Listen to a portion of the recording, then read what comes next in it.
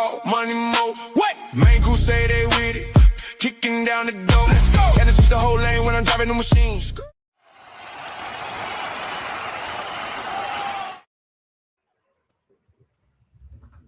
What is going on? Heavy Pour Sports Saturday happy hour, and it's going to be a good one today. It's going to get a little rowdy, a little contentious. We've allowed the riffraff in down there underneath me with the Beyond the Bench crew and Vic as well. But the staple of the show, Hammer, T, Drew, and Ryan are with us, and we're going to go over just our official picks for our respective teams, Kentucky, Tennessee, and Louisville. But before that, let's address how we're doing on this Saturday. We'll start off with the new members. Gentlemen, how you doing there from the 102.7 The Game studio? Doing great, Rando, and I don't think you understand how like you could just completely destroy your podcast when you let these two guys come on. On my left here, you got Brad Payne. He's the face and the star of Beyond the Bench. He's the only reason we can go. I'm the only reason we can go live stream. Yes, and then you got Coach Briggins, he's the punchline and the woman hater of Beyond Bench, and so I'm gonna really turn it over to these two guys and let you guys enjoy them. They're both Louisville fans, and that's all I can tell you. So when did you decide to just be a lesser human and cheer for the Louisville Cardinals? Was it forced upon you? Because I mean, if it wasn't your fault, I understand. But if you actually chose. It was actually a choice for me. My parents were UK fans. They both spent a bunch of time in jail. I figured the only reason I didn't want to be like them, they had 6 teeth combined. That's accurate. Dad's dead. He was a full-blown alcoholic. Were they delusional? Yeah. And so I was like, I don't want to be like these idiots. Yeah. So that started it. That started a whole lot of it. Actually, I was a student assistant for UK women's basketball one season. I lived in Wildcat Lodge, believe it or not. But I was a Louisville fan. I was kind of playing, I guess, so to say. He was the first Kenny Payne infiltrator to try to take down Kentucky. We don't mention that name here. And it worked the other way. It didn't take much to beat that that women's team you were on. I will say, Rando, but, I mean, this is what we have as high school basketball coaches in our region in this, because these are two of the best high school basketball coaches of the third region. And this is what they do in their spare time. I mean, it explains a lot. It really does. I don't think you need to really say anything else. But we'll go around and we'll hit the blue side first. Drew, Coach, Ryan, how you doing? I'm doing good, man. I was gonna say I got to being a UK fan because my mother was a stripper and that she was a diehard Louisville Cardinal. But it looks like those shots were already taken. So I would never stoop to such a level to do that because I am high, mighty, and classy, being the bluegrass gentleman and a fan of the States team that I am myself. I'm doing great. I'm watching UFC. What's up, Drew? UFC. Hey, I forgot that was on. Is it ESPN? Or is it Paramount? Paramount. Neither one of them. Okay. All right. I need to throw that on. But Drew, how you doing? I know you also got UFC on. Big UFC guy. Mm-hmm. Always watching the UFC. Happy to be here. Obviously, I don't have any stripper comments or whatever else is being said out there, but I'm just happy to be here. So it's a nice ceiling you got there, Drew. Yeah, Drew's the pure one. He's the pure one on the show. There's always somebody fake out of every 3. And last and certainly least, Tennessee Orange down there, Hammer T, gentlemen. How we doing? That well, huh? All right, then we'll move on. So before we get into the official breakdowns and we'll talk like our win-loss predictions, there was kind of not news but news with the 5-5 thing. What's wrong with your hat? Gentlemen, I'm getting ready. Oh, hey, listen, by the end of the show, I'm gonna have my jersey on backwards. Put some shoulder pads on. Yeah. I'm glad to see y'all excited. I really am. Yeah, it warms my soul. Sitting down too. I'm really glad to see y'all only excited. Sometimes. I'm excited that y'all are here because y'all hate Kentucky as much as I do. So I am quite pleased. You underestimate how we bad have I the hate numbers Kentucky. tonight, T. Probably You know more. what? I've never liked Kentucky, but as tight as me and Rando are, like I hate Kentucky even more because of Rando. So, I've got those friends. I've got those friends. Yep. Yeah. So welcome to y'all. I'm glad y'all are here, and thank you for hating Kentucky appropriately. Yes. Yeah, I will say this is T's show. T's been living for this show right here. The more Kentucky hate, the happier I am. Yeah. Well, there's plenty of it around. He just picks and chooses, I'm sure, who he gets on. Yeah. Rando definitely is biased on who he allows on here. To make it seem like people like Kentucky. Right. You can see by the show currently. We are overwhelmingly blue at the moment. Yeah, but by week 6, you'll hate them more than anybody. You're not on overwhelmingly here, blue. It's 50-50. It's 50% blue, 50% not blue. So that is not overwhelming. Oh, okay, well, but That's y'all, actually you don't care about Louisville? That's very well. First of all, you ain't challenging my math here. It makes sense. We're gonna move on. No, that is whelming. That is not overwhelming. Say sorry. I'm not sorry. You are sorry. Your math is sorry. That's for sure. Back to we're trying to talk 5 on 5 and 5. Good grief. Well, but, try 4 and 4 first because that's the same. Yeah. Hey, we can't do 5 for 5 with Jaden Daniels. You can't. Hold on, I'm green. I'm not blue. Good line. So actually, there's more non-blue than there is blue. Exactly. Even better. Yeah, that's fair. Yeah, So now you're not even whelming. We've already Now established you are Vic is a underwhelming. fake Kentucky fan. You went from whelming to underwhelming. Even better. I love it. Whatever. Moving on. Gentlemen, do you think that do you think this thing passes in Jefferson County here next week? What are your thoughts on it? Do you think the 2022 players should be able to play? You know, you guys as coaches have a unique perspective on it. Do you think anything goes outside the status quo of the judge ruling in the players' favor? You know, because there's a lot on the line for Kentucky right now, potentially signing a massive, all SEC caliber player. Yeah, I think it's open and closed, to be honest with you, by the way it sounds from anyone that was even close to that judge or anything that was going on in there. It seemed like that he was going through the motions, that this thing had already been passed about a week before he even took the podium there. So there could have been so many things to keep this from happening, and it's I don't have enough time to talk about that, but it's completely on the NCAA. They could have made this thing a whole lot easier just to let this occur and this be the class. That be it, and it'd be so clean and efficient. But it's the NCAA, and so nothing is ever outside of their capabilities of screwing something up, and they screwed this up. And but I think it's fixed. I'm obviously a huge proponent for high school students and the high school athletes. Nothing is going their way, but that's yet another story too. But this ruling is correct in my opinion, and like you said, it's going to mean a lot, not just to Kentucky. I mean, all jokes aside, Louisville's got some skin in the game on this too. That They do. They got probably 3 players coming. Yeah, that's going to help. It occurred a little late. That's the issue as a coach. Yeah. So you're talking about this. So Louisville's got 3 players coming by: Jabari Mack, Kylie Perry, who's a former Tennessee player, and possibly D'Angelo Hutchinson. And they play Ole Miss week 1. So here's the question: will they be ready in 3 weeks? I don't think so.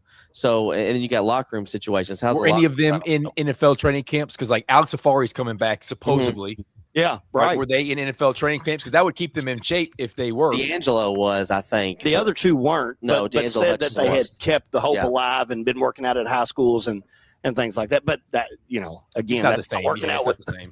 No, yeah, that's not working out with D'Angelo NFL will be ready. players. Yeah. Let's also be honest, Brando.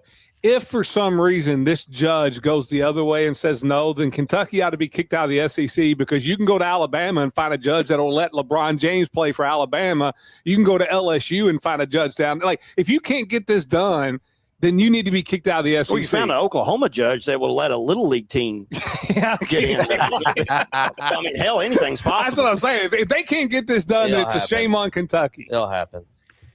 Yeah, I think it'll happen. And I said it in a tweet. The precedent has been set.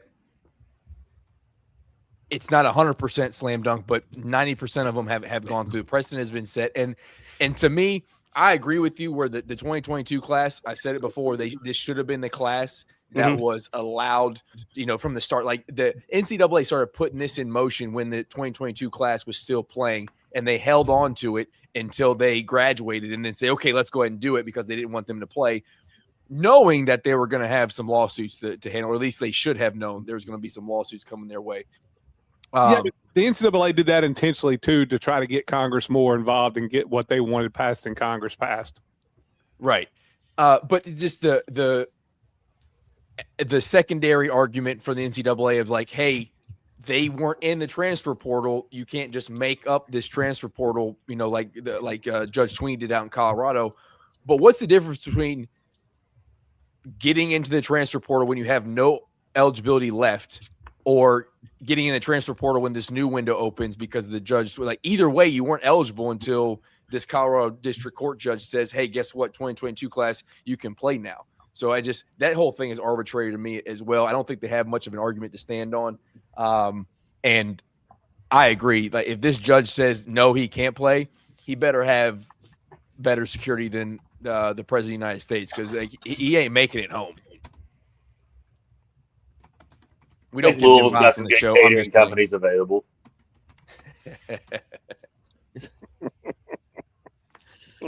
But all right, we'll move on to that. I think unless Drew, Ryan, you think any different? You think that there's anything that any way that this judge says, Mark Mitchell is not eligible to play basketball?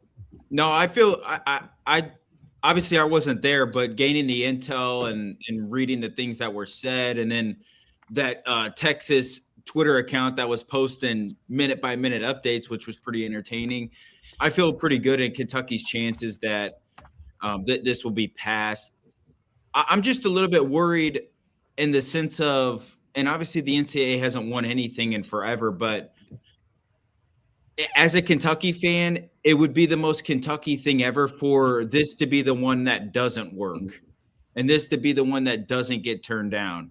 So, and it would be like my luck, the team that I'm a fan of. I've been the biggest hater of it all forever. And now I'm for it because my team's, the ones going through it. It would be the most thing ever for this to be the one that gets turned down and the player doesn't get what he's fighting for. So I'm not like 100% confident. I'm not going to be running around celebrating until it's a done deal.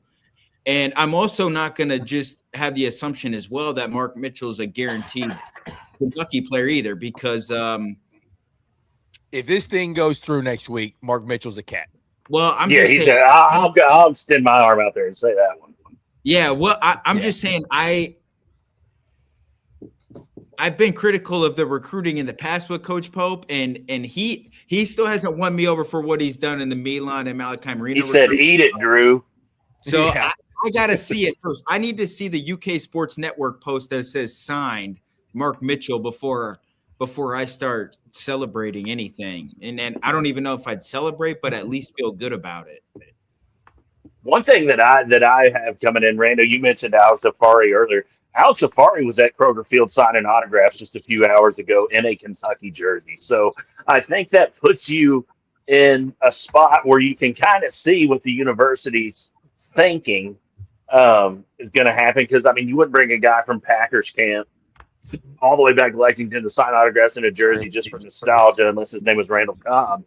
But the thing that has me not actually, no, I'm not even worried a little bit, because I spoke to an attorney, probably watching right now, honestly. And that individual told me basically that kind of what Rando was saying, the precedent a little bit there, but that it's just not something he's going to want to attach his name on, honestly, from a judge's standpoint, being probably the only person within the United States that would say no. So I don't think that we're looking at some kind of landmark decision here. They said until next week. I'm actually kind of assuming that's on the side of the NCAA to submit more evidence or reasoning why, because maybe the judge has leaning one way or another. But I think it looks good for the Cats. And Drew, I'll go ahead and say it. If it passes, Mark Mitchell, Kentucky Wildcat, mark it down. Mark it down. That's right. Mark it down. I think so too, but I just have a little bit of recruiting PTSD in my soul. Rando, do you want me to dive into Alex? Why though? That because Kentucky, like Mark Pope has come out and said in recent interviews that he was like, this was intentional. Like, we were timing this right. I think if you got Mark Pope now, the Mark Pope in Lexington now is a lot closer to the year one Mark Pope than the year two Mark Pope. Year two Mark Pope, I think it's obvious that team had major continuity issues, and I think those are off campus. I think you even saw some of that expressed in the satire video with his daughters that from my understanding, they didn't get in trouble of. So the Mark Pope feels good about his team. I can tell you that they were on the yacht, Rando, and I'm on board too with the Cats being a legitimate contender Singing in the Lord's year of 2026-27. Wait, so I think it passes. Basketball? Yeah. It's already started. We can't even get through the football preview. We started talking about basketball from the jump. All right, but I do want, before we close out the basketball thing, I do want to get the Louisville perspective on your coach being completely full of shit. So how's Which that? one? Kelsey? Yeah, Kelsey. PK. All 5'5" of them. Like Will Stein. What do you do? 5'3.5". Oh, what do you do wrong? Listen, I've come out and talked about Will Stein, and I mean, quit putting this dude in shorts. I've said it out loud in public. It's quite embarrassing. But he's still an outstanding football coach. He hadn't won a game or called a timeout yet. Y'all are giving him an outstanding football coach award. And when That's he Kentucky's drags his in that nutshell right Kind there. of like they did with Kenny Payne. When he drags his stones across Hefe Brahm's forehead here in a couple months, we'll get back on the show. Yeah, about week 7, we'll come back. What did PK do wrong? Let's get back to that before the shit talk commences. So PK comes out and he's like, "Hey, listen, I know all this 5-5 stuff's going on, but I love my team. My squad is good to go. They're golden, right? I don't want nobody. I don't want nobody out here." Yeah. And then he watched them play it down there. What is in the Bahamas and said, "Holy shit, Seth Trimble, please God, come save me." And then he goes and fair assessment. Fair assessment. But I want to add something to this. Number one, you're 100% correct. Yeah, he made adjustments, unlike Coach Pope. He realized he needs somebody that can Vic, shoot. Ain't no one asked you anything yet. A little bit. But I want this for everyone in the nation. Last year I kept saying this on Beyond the Bench. Who cares what someone spent on their team? Like, I'm being serious when I say that, because I certainly don't give a shit. I hope if somehow they figured out how to spend $100 million, that they spend $100 million. Mm-hmm. And the same goes for Kentucky. The same goes for Indiana, Tennessee. When those 4 teams are really good, basketball is great. When those 4 teams are good, basketball is great, especially for us that are around this area. So to me, I mean, although I don't want to see Kentucky, Tennessee, Indiana succeed more than Louisville, I do want to see them competitive. And I don't care how much money is spent. So to me, it becomes, I guess, a pride thing, and maybe it's a fan thing that, like, oh, you spent all this money. Like last year, everybody was making fun of Kentucky on how much ever money that they spent. Okay. To me, I think it was an advertisement that, hey, guess who's got money? And it shed more light on Kentucky. And I kept saying to people, like, shut up. Quit telling everybody that Kentucky's got money to spend. They'll overpay. And who cares if they overpaid? And from what I understand, Louisville overpaid for Trimble. But I don't care. $3 million? $3 million. 3, yeah. He's a downhill player. But if he said 4, give him 4. I don't care. At some point, it's got to stop, though. Whose money is it? That's Not the ours. thing is like you. It ain't you mine. always- Papa John's, you they work brought, with someone's willing to Papa pay John's. you, right? Bring that sucker back. I'll buy Papa John's. If that's all I've You're got trying to to get him do. in Brett County. I Damn heard. right. If he wants to come down, I'll name the damn gym after him. Yeah. So What's his name? Josh, the guy that used to be at Memphis and then went to It's Georgia terrible Tech. coach. You look like Pastner. Josh Pastner. Wasn't he saying you could own a college team like he was getting on there? I know it was kind of Yeah, he was selling UNLV. Yeah, it is for sale. Hey, you can own Brett County. There you if you'd go. like. Build a couple dorms, bring some kids And over if from Virginia. Any of you guys have any disgruntled high school 6'6" kids, we'll contact each other after the show. and maybe a recruiting violation. Y'all record Wouldn't be my first. Y'all record Nobody's this? watching. is- It's okay. Don't worry. Twitter is currently bugging right now anyway, so it's everything's safe with us. Just us folks. But no, I wanted to say it, and I think you're right. PK, I think, realized the offense isn't nearly as fluid as he thought it was going to be. Well, it's not going to be fluid at this time of year anyway. No. But, I mean, you got to take Seth Trimble. You have to. And like you talk about Mark Mitchell. If you're Kentucky, I mean, you got to get him. So, yeah. So all right. So one more Seth Trimble question, and actually, Drew, the Kentucky fan, he's the one that's more sensible. He was talking about how this is a positive ad for Louisville, and I agree that guard play and depth at guard play is vitally important, especially deep into the NCAA tournament. But I don't get the Seth Trimble ad, and I don't get Louisville fans automatically throwing him into the starting 2 spot, because when it comes to like the Pat Kelsey offense and what Seth Trimble is good at, those things don't seem to mesh.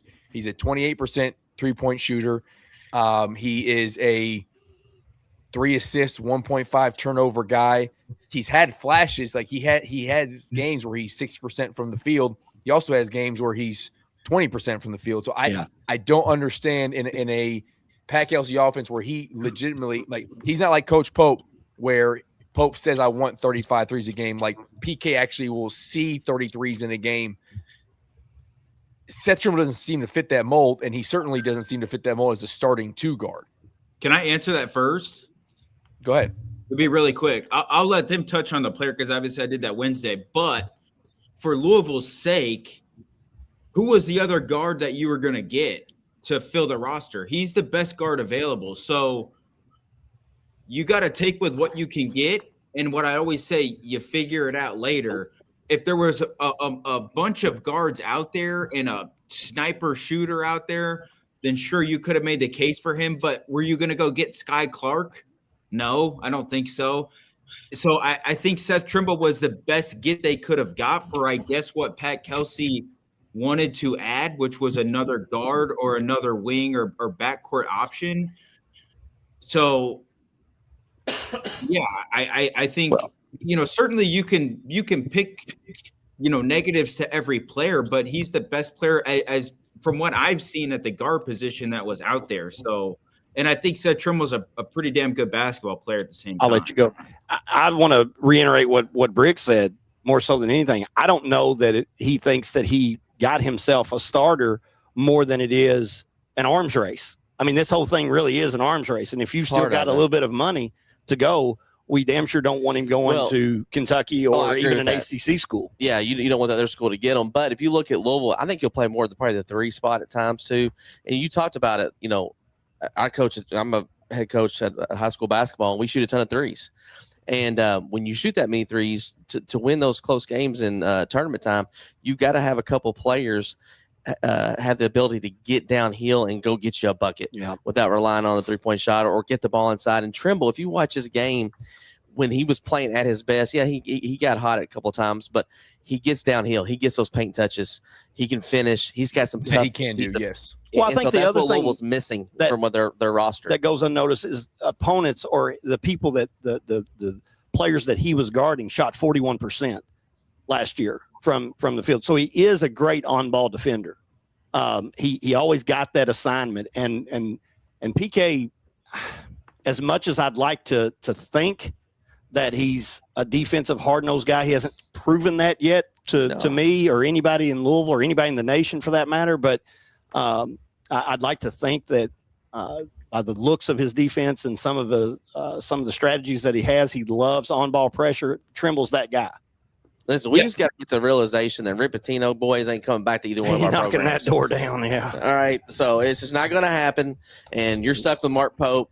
I feel sorry for you, and we're stuck with PK. I'm not the hugest PK fan. We are not stuck with Mark Pope. Oh yes, All you right. are. You'll be. You're thriving. The other thing about Trimble, though, is he's elite at getting to the free throw line. And in Yes. big games, in close games, you got to have guys that can get to the free throw line. Yeah, and, we struggled with that last year. And so, in close games, you got to get to the free throw line. You got to find ways to get easy baskets when the game gets strengthened and the time's down. And Trimble's elite at that. So and he's very experienced. He's been a role player before. He's been a star. He's been around some really good teams at North Carolina. So that's why I'm not like saying he's going to be an overall player at Louisville, but I'm also not as down on him as the rest of Big Blue Nation. Yeah. And I try to be very honest. The Hammer can attest to that. I'm always pretty honest with everything that I speak about. So that's different. That's different coming out of somebody wearing blue. Yeah, you don't see that very often. That's nice. It's It's refreshing. nice to know. Yeah, it is. I try. We all are that way. Yeah, I can tell. Yep. Yeah. And my evidence behind that is me picking Kentucky to win 9 games last year. Football. Haven't you picked them to win 9 or 10 games for like the last 5 years? I'm just curious. Are you going to do that tonight too? Nope. If he does, I'm leaving. He'll have him at No, 8 no. wins tonight. I guarantee No, No, Vic, we're already at 9. We're already You're at one 9. shy. it. He's got him at 10 and 2 in the college football playoffs. Oh my! Is there an NIT for? No. There should be. There should be. Hey, I would love to play in that. I would love to play in that, by the way. Honestly, what would be better is the way they did the TBT, but do it tackle football. Yes, like that. They got TST, the soccer tournament. Yeah, they got to figure out how to get a football tournament going on. But we're rolling in basketball. Let me ask you one more thing because we got Tennessee on the crew. Rick Barnes and Hammer said it, T said it, but like Deacon Barnes was going to eat this year. Adidas money coming in, and they have put together one hell of a roster. Now it's got to mesh. It's got to figure out how to play Rick Barnes' system. Rick Barnes has to figure out how to play like he did in Texas when he actually could put offenses together. But Rick Barnes makes the Final Four before Pope does.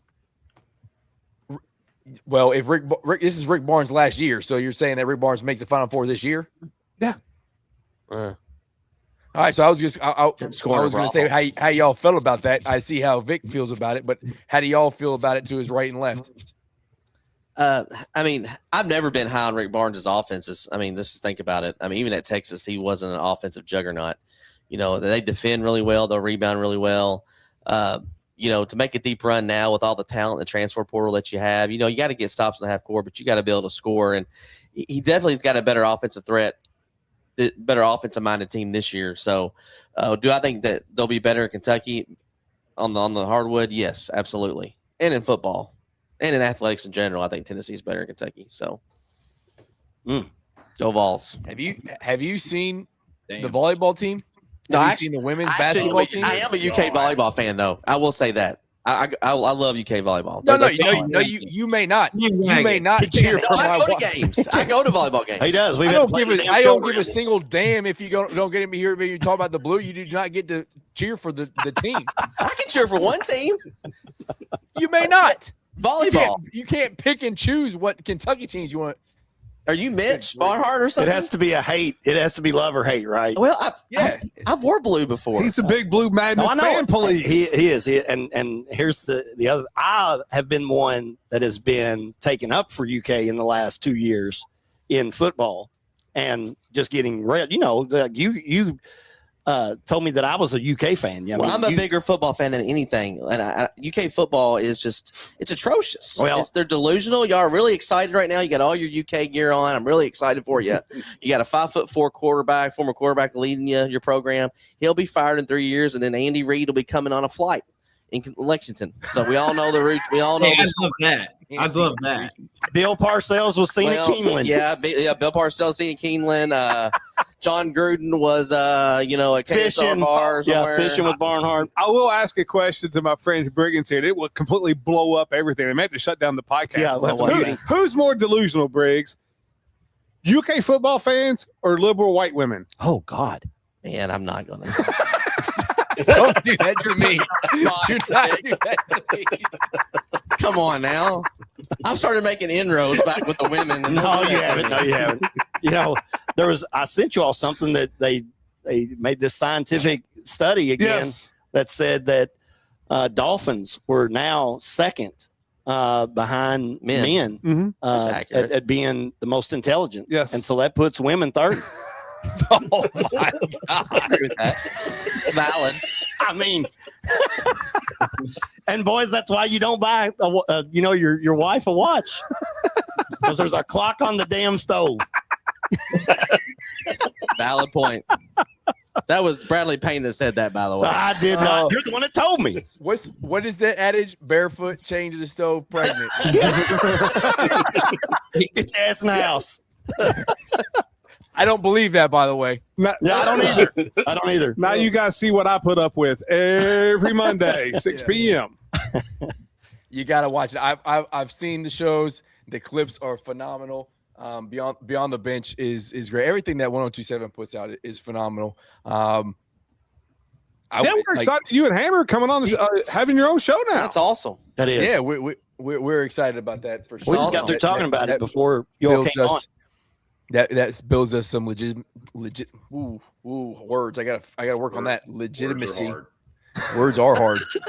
Words are hard. Especially I've already carry the show, Hammer. That's all I know. Yeah. Hammer's leading that one.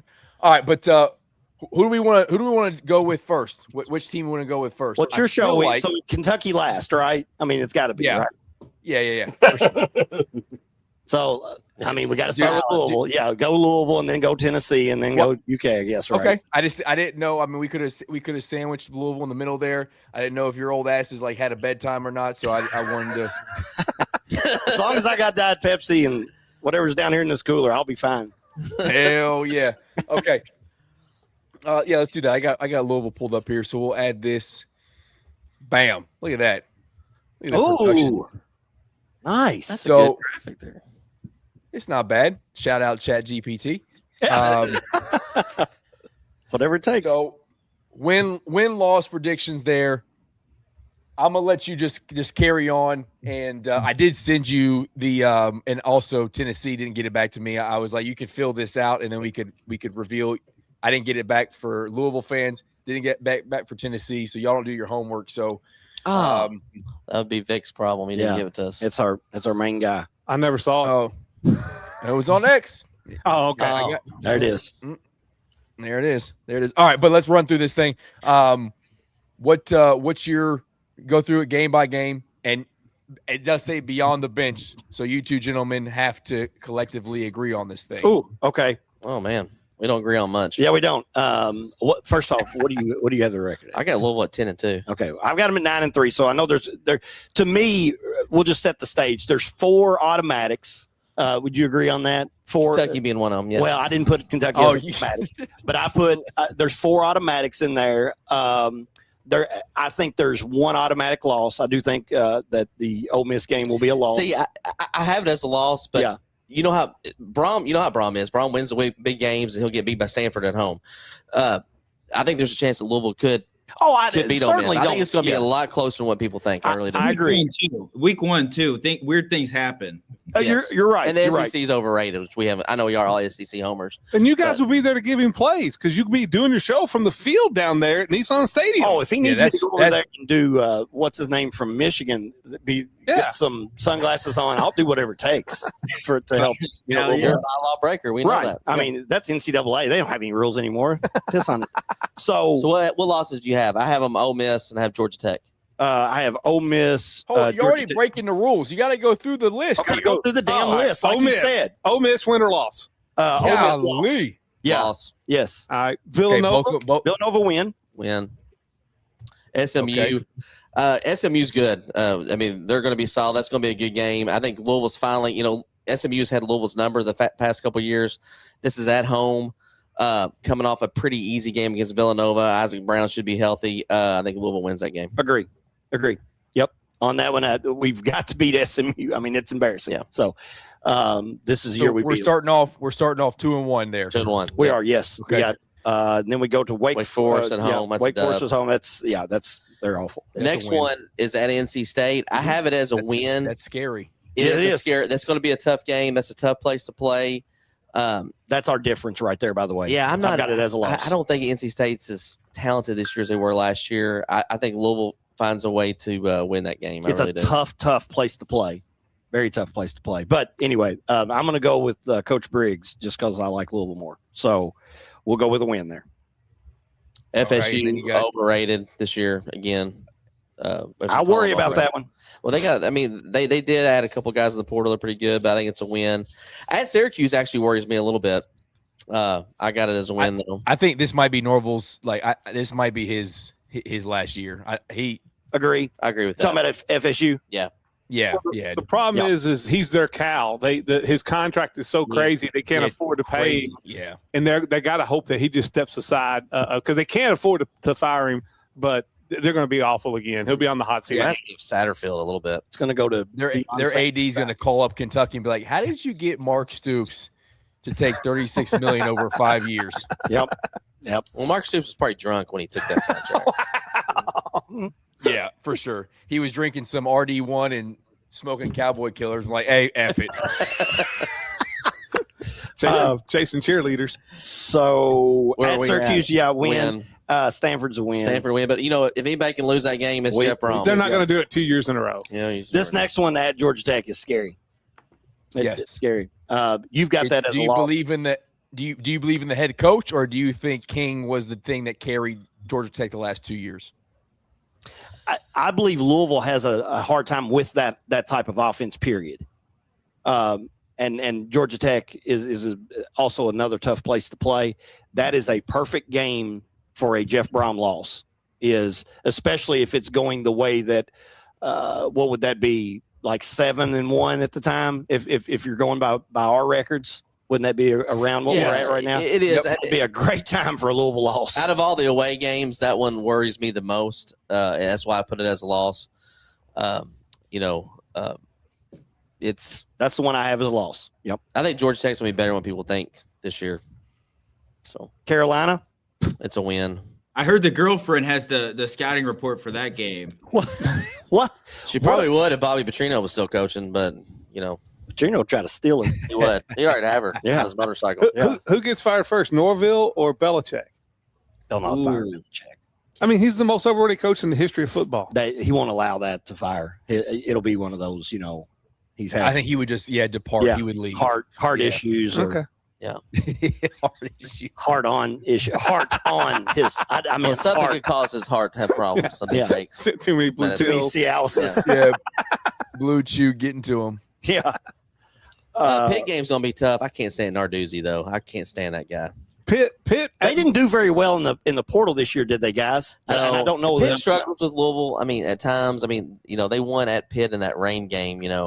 But I think Louisville wins that game. I think Pitt plays Louisville better at Louisville than Pitt plays Louisville at home, and so that's the game that worries me. I have Louisville going 9-3, and that's a loss that I have it. You guys don't. Yeah, I don't think they lose to Pitt. Yeah. And then at Kentucky, we all know what's going to happen. Yeah, Louisville wins by 21. Be a beat down. Louisville could go 12-0, boys. I mean, there is zero. Stop it. Their ceiling is 12-0 with this schedule if they get past Ole Miss. Now, listen, they don't play Clemson or Miami. I will say that, as crazy as that sounds, the ceiling is 12-0. That 12-0 is not out of – there's not a team on there that Louisville can't beat. Now, do I think 12-0? I don't think there's any chance in hell. 10-2. Yeah, I said 9-3 because I put the what game did I have? So here's the thing. Brom has won 9 games the last 2 years or 3 years. 3 years. And he's going to – I mean – this schedule, no Clemson, no Miami. Yeah, I just think he wins 10 games or 11 games, and I think he's got a solid quarterback. The key is, can Isaac Brown stay healthy? That's the key, and that's remained to be seen. I like, Brown. the backfield is not the issue, and we've got a whole overhauled secondary that I think it can't be any worse. So it has to be better. Part right now, they're one of the strongest assets on their defense. I think Loveland is a top 50 NFL prospect. Having him on the end there I think their pass rush will be fine. I don't think the wide receiving core is very good. In fact, I disagree with you there. That I think that's the difference maker in Louisville this year is the wide receiving core. So you got Trey Richardson. So you really think it's better than last year's? Yes, I do. Well, jeez, I do. Chris Bell was a stud. Don't get me wrong, but Chris Bell got hurt. But I think Louisville's got the ability to go over top more. And I already forgot the quarterback's name from last year. I hated him so bad. What was that guy's name? Yeah, I don't even want to talk about him. Me neither. Can't stand that guy. Idiot. But I think they got ability to go over top, get vertical a little bit. And Louisville couldn't do that last year. They couldn't. But they're going to spank Kentucky. I know y'all are going to be really excited about it. And, y'all won't be at that time. Y'all be wanting a new coach by then. Talking about Pope and Mark Mitchell and all that. Over by then. Yeah.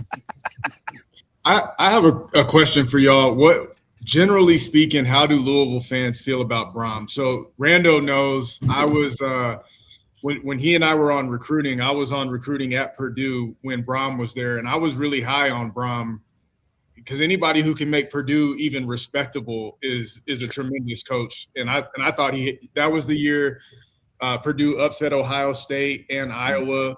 So how are Louisville, and I know Brom is from there, so are they still high on him? Are they starting to get weary? What's the overall feel on Brom? I used to be a season ticket holder, and I got rid of him when Satterfield took over. Couldn't stand him. Nope, you shouldn't wear a visor. If any of y'all wear visors, I'm sorry, but you shouldn't be a coach. Kirby Smart wears a visor. Yeah, I don't care. I just can't. Kirby Smart's got more. He's got more money than anybody. But I just don't like coaches that wear visors. Jeff Brom, I think he's well loved in Louisville. I think the biggest thing on Jeff Brom is he loses those games. He loses the Stanford. He loses the Cal. He loses those games that he shouldn't win, and so that's the knock. So right when Louisville gets it rolling, they think, okay, now we're going to have a Jeff Brom game. So can he cut those out? I think if he can cut that out this year, he can take Louisville to another level. But you made a good point. Purdue, what he did at Purdue was pretty remarkable. Sadly, I don't think that there will be a ton of pressure on him. I mean, unless it just goes completely sideways and it's a below 500 record or something. Not because of the underachievement. I think Louisville hasn't gotten back to that full all-in mode yet of Louisville football. Kenny Payne and Satterfield, what they did to those programs, it just set them back so far, and it was damaging for sure. Just unbelievably bad, and economically and just pride-wise. And they're still, I don't know, even in today's NIL world, to where you can rebound so quickly and become a national contender. And just like I believe both programs, football and basketball, are on a tier 1 national level at this point. Now, again, I'm not saying that Louisville can win a national championship in football, but they've come so far, and yet the excitement is just not there. It's still not there. And maybe it's going to take an 11-1 season to do it, but it may be just that's what we're going to deal with every year, because you never know who the hell you're going to have the next year. So it's hard to watch someone grow and all those things, but that's everybody's problem. That's not just a Louisville problem. Yeah. So it's the apathy is more indicative of the program overall, not the way people are feeling about Brom. Yeah, I think so. Do you, Matt? Yeah, Louisville fans are a little fickle. I get mad at them sometimes. I really do, because if you go to a game, they're late to games. I'm one of those guys. I got the binoculars on. I'm watching who's making coaching adjustments on the sidelines. And did you say binoculars? Yeah. I mispronounced it a little bit. I'm sorry there. I mean, you think you all are redneck? This dude is from. I'm going to say he was just. Look at Coach. He was just talking about Kentucky fans and how they read and speak and all the other things. And he said binoculars. Hey, dude, if you saw where he was from, he just got indoor plumbing like 6 months ago. Apollo, ISIS couldn't get a signal where the hell he lives. We would be able to defeat them in an hour if they tried to set up shop in Hartford. What was that saying? If I got interrupted, Hell, who knows? Binoculars. I mispronounced. But Louisville fans. Louisville fans. They show up late to the game. Yes, they're more excited about tailgating, and then they'll leave early. And I make fun of Kentucky fans for leaving early when they get behind, which they do. But Louisville fans are notorious for that. And so they want a serious football team, but the fans have got to be serious. Yeah, and I think there is a group of fans that are pretty serious about football. But our stadium is a lot bigger than it used to be. And so to be able to fill that stadium and have that excitement all the time, and Louisville fans like offense, they do. And Brom, believe it or not, Brom is a great offensive mind, but really his offense hadn't been there the last 3 years like he really wants it.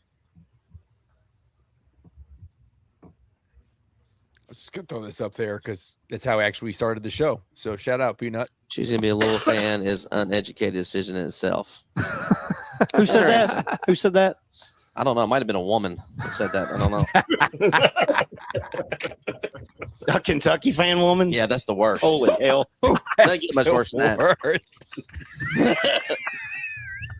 Well, whatever. She's a fan of that show, so piss on her. I mean, you can reach Briggs at 270-903-0389. I'll get my binoculars out. Call anytime, lady. Right. All right. So the official beyond the bench record for Louisville is 10-2. Come on, Bradley. 10-2. Go with 10-2. I don't believe that in my heart, but 10-2. 10-2. Okay, but you said they are potentially a undefeated team based on the schedule. And looking at it, as much as I hate Louisville, I think you're right because they're not playing the powerhouses of the ACC. I agree with that. And when I say powerhouse of the ACC, there's two of them. So and there's one. Yeah, actually, I think Dabo Swinney's done as well. So there's Miami. What was the bowl record last year for Kentucky for SEC? What was that? You got the bowl record for SEC. We've talked about that. The SEC needs to step up. The SEC Okay. needs to step up when it comes to, but when the totality of the conference, it 1-for-1 the SEC wins compared to the ACC. In the Big Ten. They're ranked. Didn't they go 1-8 That in is a bowl real and playoff games? The ones that matter. That's just one thing, and I have a really hard time with, like, to me, the word, like when you say Arkansas, because people want to look at like the doormats of the SEC. When you say Arkansas, you just automatically think of Petrino and Darren McFadden and all these great things. And really and truly, they're really no different than Pitt and Maryland. They're just Pitt's not better in Arkansas. They're just called Arkansas, and they're just in the SEC. There's a lot of preseason hype. There is. They all get preseason ranked. Like Louisville's not in the top 25. I'm if not. Louisville was in the SEC, they'd be preseason top 25. I'm not one of those haters that I am. Like, I hate the SEC, and it's just they have more NFL players, but do they have better teams? No, they just never equates. For some reason, never is too strong of a word. No, not since it used to. Not since everybody else could pay players too. Yeah, I mean, let's just be honest. But anyway, with that being said, and the playoff system, when you had the OBCS, the way the rankings were, you automatically threw 2 SEC teams in there almost every time because they were ranked so high preseason, and they were they're ranked 9th, and they're playing a 10th ranked Arkansas team, so that's got to be a great matchup. Which do you all agree with that, guys? Like, the preseason rankings are as useless and as uninformed as it gets. Yeah, about as useful as a urinal to rando. Yes. I don't know why people actually give it. I don't know why people actually care about it. Yeah, it's made for TV, so you get like a 1 versus 5 matchup. Yeah. I mean, let's be honest. No, that's true. The preseason rankings are about as worthless as worth about as much as Rando's UK predictions each and every year. Wow, that's what they're like. Well, I think all the rankings don't matter until you get to the college football playoff. That matters, and in the basketball system, when you get to December and the net rankings come out. But the rankings do matter though, because you're talking about the college football playoffs. The preseason not the AP poll. I'm talking about the college football playoff rankings, not the AP poll. They do matter, but I think the preseason rankings and the rankings throughout the year. But I think it pushes a bias towards the college football rankings. Yes, I just think it does. We shouldn't see rankings until week 6. Week 8. Okay, yeah. Yeah, like that we should let folks play and then go from there. But again, like Vic said, the you can't have this big fancy thing on ABC or whatever that says like number 1 versus number 4. Yeah, you're right. Top 10, top 15 matchup. Yeah. But yeah, and it should because it's all based off last year and how they finished and what the projections are for the next year. It's silly in all sports, but it's not going to change. You're going to keep doing it. I mean, we all know. Right. Especially when there's a 38% turnaround, the turnover in players. Like that's on an average. 38% of your team's not even there. That's wild. But anyway. All right, so here we'll pull up the Tennessee team. So 10-2 is going to be the best record in this. I can already tell you. Out of these 3 teams, let the Tennessee folks talk. We haven't let Rando pick yet. I was going to say Rando hasn't picked yet. You gotta let Rando talk. I've made a promise 17 times in previous shows. The record's going to be the same. It's all right. You don't have to. But if you go 10-2, say you just missed your seal in Louisville and you go 11-1, college football playoff team. Absolutely, yes. 100%. Wait, if they go 10-2, do you think they get in the playoffs? Be close. Well, it depends on what game, because I think the winner of SMU Louisville in week 3 is the second team in. Yeah, I think that is the second team that's in the ACC championship game. So, no, if you lose that game and SMU's the one that's in, you're not going to get in as a third ACC team. Correct. Yeah. And there might only be one ACC team that gets in, depending on how it all works itself out. I agree. Because Notre Dame's going to be in, so they're going to take a spot from a conference. The group of 5 or group of 6, sorry, Hammer, they take a spot. So there's only 10 teams. I'm guessing at least 4 get in from the SEC. They're going to have to be biased and give 4 to the SEC. No, at least. And 3 to the Big Ten. I'd probably just have all 12 teams from the SEC in there. That's what they should do. 3 to the Big Ten, right? I mean, that's about it, right? Yeah. There couldn't be more than 3. But yeah, and then the Big 12 champion. Yeah. I mean, there could be one ACC team. I don't see it, but there could. That's a valid point. Yeah, we'll see. All right, get to Tennessee. So do y'all make the playoff? Yes or no? Yes. Ooh, that was quick. That was resounding. That was in sync. It's unfortunately so fucking not gonna happen, but all right. Oh man. All right, so now we got Tennessee up here again. This says Irish. Uh-oh. You're muted, Rando. Can't hear you. Sounded better. Am I back now? There you go. Yeah, there you go. Sounded better. All right. This I get that a lot. All right, so Hammer's record here is what it says, but T and Hammer can they can do it collectively or they can do it 1-for-1. But I'll let them take over and go through their win-loss prediction and overall record. Starting off with old Furman. Shout out Alex. Why shout out Alex with Furman? Drew, tell him. Oh, Drew's gone. Coach Ryan, tell him. Alex Wilkins, baby, the number 1 scorer for the UK men's basketball team coming up in 2027. The year another banner goes into Rupp Arena. Cool. Hammer, go. Oh, Lord. Well, Furman obviously will be a clinic. Starters will be out by halftime. I'm not understanding why Georgia Tech is so scary for everybody. T, is there something about Georgia Tech that we need to be worried about? Because I'm having trouble finding it. Well, I have that as a loss for Tennessee. No. Yes. I think, yes. I think people are expecting a Georgia Tech of last year. They don't have Haynes King. I don't think they got the talent that we do. They don't have Buster Faulkner either. I'm not that scared of them. They don't have Buster Faulkner either. Their offensive coordinator went to Florida. Yeah, they don't concern me too much. But they got baby Fernando. They got baby Mendoza out there slinging it. Well, they got the wrong Mendoza to beat Tennessee. So You respect an opponent because they're your opponent, but no, they don't. They don't scare me. Yeah, I'm just really having trouble. I mean, sure, it's dangerous because it's a road game, but our offensive line and our running backs will absolutely steamroll that defense. So it may be a one-score game, but there's no way we lose that game. Not happening. So there's two. The law firm of Beyond the Bench. It's at Georgia Tech. Hey, yeah, that's not. I mean, That's the SEC bias. I know that's can't that help mentality. themselves. They just can't see They can't help themselves through it. But that's okay. ACC foes.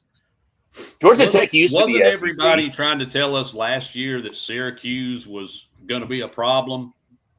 Oh, they were until the quarterback got hurt. I think they were the first 6 weeks.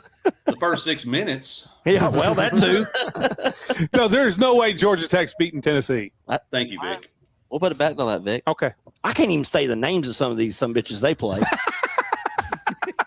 All right. Kennesaw State. Yeah, then we moved to Kennesaw State, which is The Fighting Owls. interesting because Jerry Mack's the head coach there, so a little bit of a tie to that. But I don't think we'll have mercy on them. So that'll be 3-0 heading into what will be the probably marquee game up until this point. Period. And that's Texas comes to Neyland. T, how you feeling about Tejas? Not great. Not great. I mean, just obviously an embarrassment of riches with talent. The only thing that gives me hope is the fact that Sark is their head coach, but I hate the fact that Muschamp is the defensive coordinator. They already had a good defense. Yeah. But he's the type of defensive coordinator who could take that talent and make it elite. So What will that line be, guys? What will that line be? Oh, Texas will be If everybody's Probably. healthy. Texas probably be 6.5 point favorite. Yeah, I'm right along with you on that. I was thinking like 5.5 or 6. Yeah, I think it'll be somewhere in that neighborhood. Yeah, you're right. They're both going to be 3-0 going into that. I just now looked at Tech. Yeah, it that may be. I thought you were kind of pumping it up, but that's got all the writings of a top 10 matchup there. Yeah, obviously Texas Ohio State is going to be more marquee just because of the ranking and the implications of playoff and both those teams expected to be pretty heavy contenders. But as far as SEC play goes, this absolutely will be the biggest game of the season early. I can't. Whoa. I'm not. LSU Ole Miss week 3. What? LSU Ole Miss week 3. Okay. All right. That's fair. Well, I think that's the biggest story. I don't know if that's going to be the best game, to be honest. Yeah. I don't know. I think that's going to be a blowout. LSU. I think so too. Yeah, that's a good way to put it, Rando. They're like there's a ton of backstory there with the whole Lane Kiffin stuff. A lot of drama, there. But I don't know, man, because we hadn't played Texas in decades, and this one's got the Manning storyline now. And exactly, we've got Arch Manning, who I've said it many times, and I'll say it again tonight. I'm not 100% sold on him being the level that everybody's pumped him up to be. I don't think he wins the Heisman. And I think Texas has got some chinks that's going to show up somewhere down the road. It may be playoff time, but eventually I think we'll see Sark entertaining NFL offers in the offseason. Sark will always Sark. Yeah, but I hope he Sarks against us. Yeah. Hope he Sarks out loud. Yeah. He's But got the Mark problem- Stoops on staff now. You don't have to worry. Yeah, he's about to say you don't have to worry about Sark. Stoops is there as an advisor on defense. Hopefully he That's why I think That's he what can you need to win that worry game. about. No, I that's think what that's they why need we to happen. can win Mark that Stoops game. can never figure out a Josh Heupel offense. Yeah, just look at last year's score. Well, I'll Brad tell you all White you need to couldn't. know. But the problem is Texas has enough talent on their defense that they're not going to have to sell out on blitz. Right. They're going to be able to get pressure, and when you've got a freshman quarterback, whichever one it is, face on Brandon, they're both freshmen, right? So that's going to be a problem. Tennessee can absolutely win this game because A, it's at home, and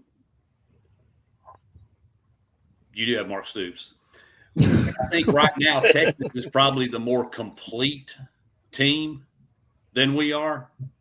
So as much as it pains my heart, because Texas is on my list of teams to set on fire, I can't pick Tennessee in that game. So I have that as a loss. Yeah, you know, I hate Texas. Yes, we hate Texas collectively. Cannot stand them. Yeah.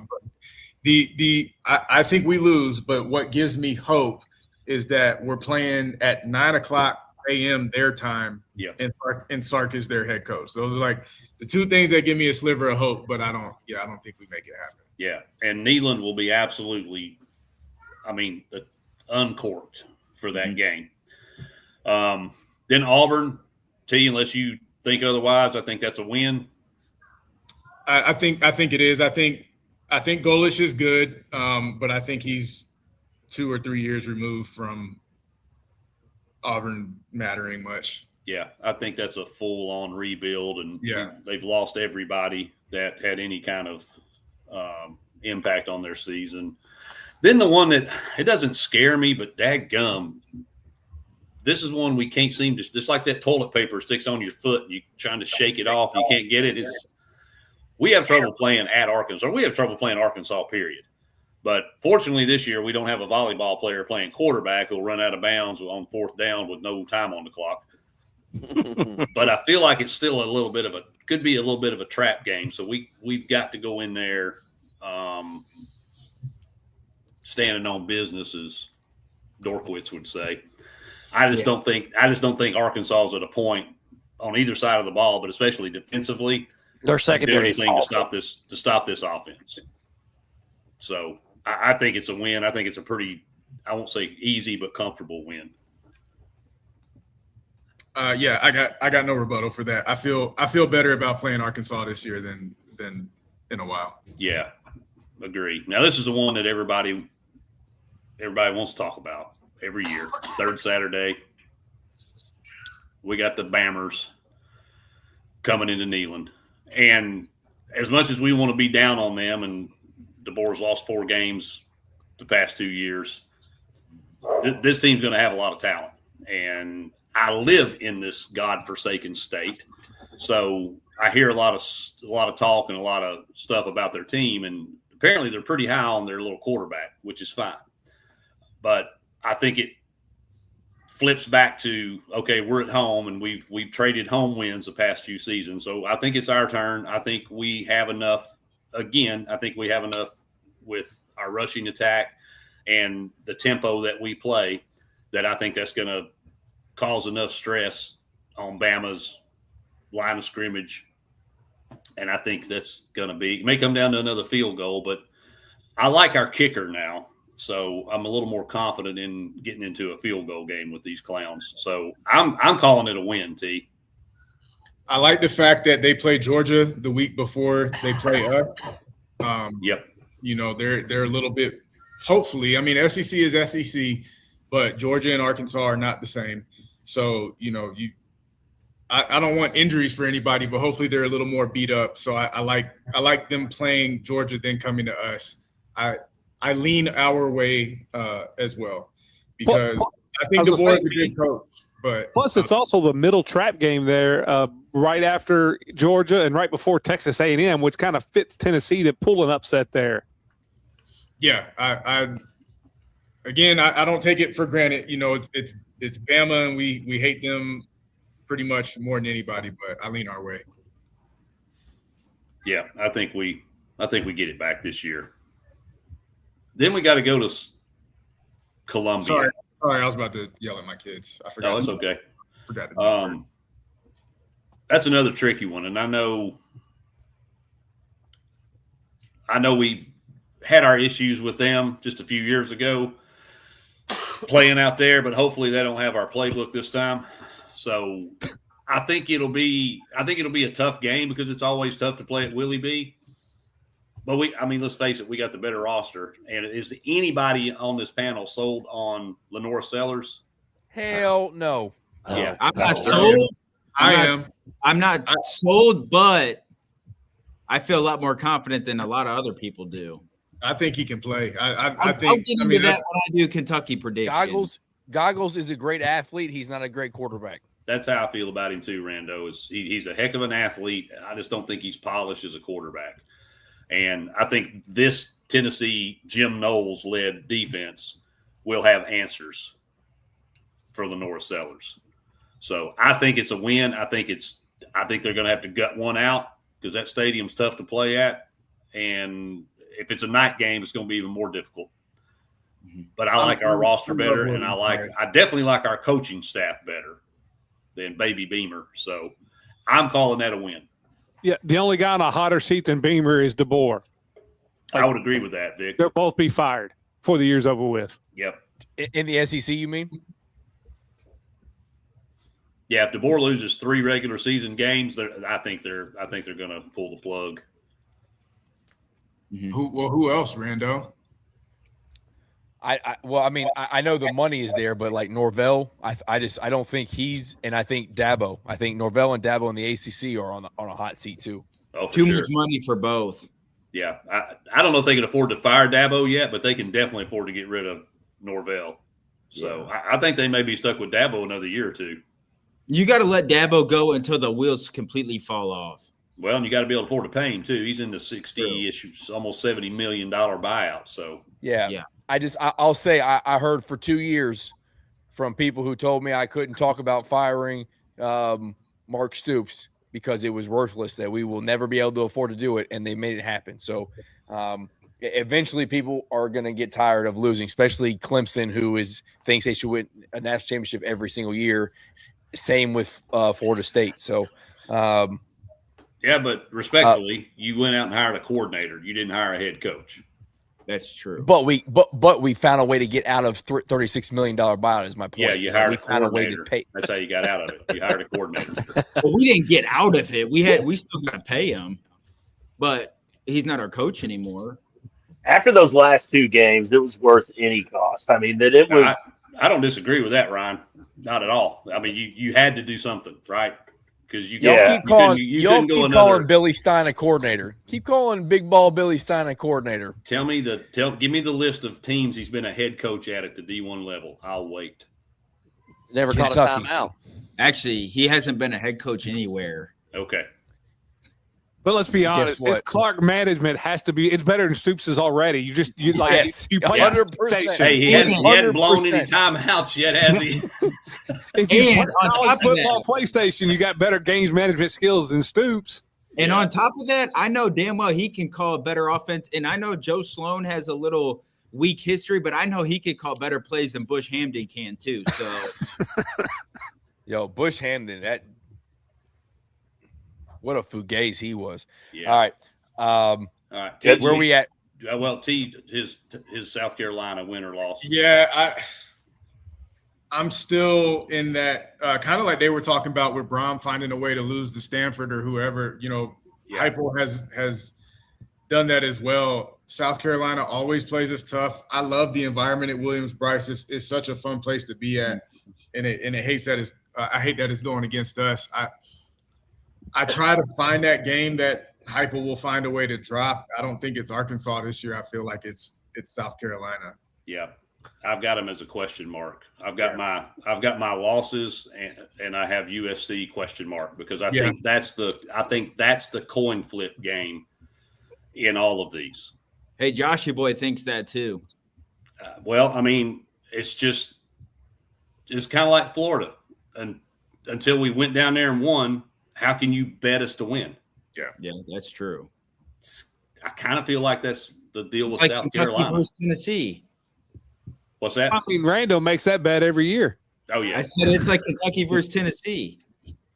Yeah, am I allowed to just say question mark for South Carolina? I don't. You are not. That's what I literally have. USC question mark. You got to pick win or loss. All right, loss. Okay. All right. Bye week. I think we win, but don't cover. And then we're going to beat the shit out of Kentucky. November. Okay, 7th. Here we go. You got 2 bye weeks in a row. That's not fair. Two bye weeks in a row. Bye week right there. Yes, I'm with you, Hammer. This is. I mean, Well, I'm not gonna, but figuratively, let me take the orange off. Let me tell you why. Because this matchup is absolutely atrocious for Kentucky. in Neyland. Good chance it's at night because we didn't get our Halloween game. So could be a dark mode game, which will be at night. Yeah, it's going to be a blackout game for sure. Yep. And you're not going to be able to handle Tennessee's tempo. You're not going to be able to handle their rushing attack. You're not going to be able – you got a young quarterback that's going to see a Jim Knowles defense. Really? I think you might make it interesting for a little bit, but then you're not going to have much margin for error. It's week 9 at this point. Yeah. Here's what I'm going to say. No, this is not your time. Present your argument at your time. It will not be Nobody wants to the hear Kentucky-Tennessee games of the last couple of years. You're right. It could be 63-10 this year. It ain't gonna be that. It ain't gonna be that. Sure, we don't really know. We don't really know. 56 last year. I don't know if you remember that. There's zero I'm chance never I'm going to pick predicting Kentucky a to win beat against Tennessee again. Wait, what? Hamer, I was there at the game. After that fumble Ruski play that Kentucky fumbled the ball 3 times, Tennessee picked it up. I walked out of the stadium. I'm not kidding. I said I will never go back as long as Mark Stoops the head coach there. There's zero chance I'm picking Kentucky to win that game. Kentucky in Neyland, Kentucky against Tennessee. Again, you got to do it before I pick it. Yeah. It's been 84 years. It's not going to be shout out COVID year. All right. Doesn't count. It's not going to, well, regardless, it happened. It's not going to be a complete embarrassment this year. I will say that. Yeah, it will. Josh, But go ahead. Tell me how you're going to get your ass kicked against Texas A&M. I hate this game more than any other game on our schedule. Don't try to turn that on us just because that's what Kentucky's about to have happen when they come to Tennessee. Yeah. I hate this game more than I hate any other on the schedule. That is correct. Because it's at A&M, and we all know it can be outside of Neyland. That one's and LSU. That's probably the next rowdiest stadium. Kyle Field is legit. Yeah, and they may have one of the best, if not the best, front sevens in the SEC, and that includes Texas. This front seven's good. Quarterback is very underrated, in my opinion. I think Marcel Reed's a stud, and I think he's going to be a first-round draft pick. So everything, I don't like anything about this game. I don't like anything about this game. And, again, we're a young quarterback playing on the road in that environment against a defense of that nature. I cannot pick us to win that game. That's a loss. And the Yell squad, too. I mean, they're intimidating. Very much so. Yeah, I agree. That's an L. All right. Marcel Reed is a first-round draft pick is interesting. I think he's a good college quarterback. I don't think he does anything in the NFL. But moving on to – yeah, but there's been a whole lot of good college quarterbacks that get drafted in the first round. That's a good point. Ward is a good example. First overall pick, going to be terrible in the NFL. Yeah, it's the talent. So. Yeah. Classes are different too. Then the fun one. We get Lane back in town. It's a great schedule spot because it'll be senior day. And I think it's going to be – that might be the loudest game of the year just because of Lane coming back. So there's no way I'm not picking Tennessee to win this game. Well, one, I mean, that game's going to have more mustard and batteries on the field than anything they're going to be. Come on, Tennessee's winning this game. Yep, I don't see us losing this game. I'm with you, and they play Bama and then Texas and then us. So that's quite the little ringer to go through as well. Yeah, so, they'll come limping in that game. Yeah, so I lean UT as well. And I can't believe that there's people actually picking Peabody in this game just because it's of last year and that little midget. Diego Poverty. Is there any player, any person in the world that hates a player more than Hammer hates Diego Pavia? Right. I don't think so. I have to mind my language when I talk about him. Did his mom shoot you down? Is that what happened? Oh, His mom ain't shot anybody down, Vic. What are you talking about? She may have caused some people to get some shots, though. I have to get penicillin just when she shows up on the screen. You know how many handrails she's defiled in the SEC? oh, clip it. She's got good pole skills. Is that what you're saying, Hammer? She's got good pole skills. She's quite the ball handler.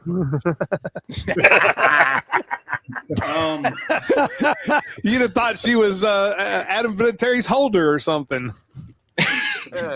Shout out Pat McAfee. So I've seen some experts talk about how Vanderbilt will repeat and take us down again. That ain't happening. We got embarrassed in our own stadium last year. That little half of MFer is gone. There is no way we lose this game. Win. I agree. Yeah, I'm with you, Hammer. So that would put us at either 9-3 or 10-2, depending on how the South Carolina game goes. Man, I agree with Hammer. I got Tennessee. I'm not even a Tennessee fan. I got them going 9-3. That's what we had. I got 8-4. I had them 9-3.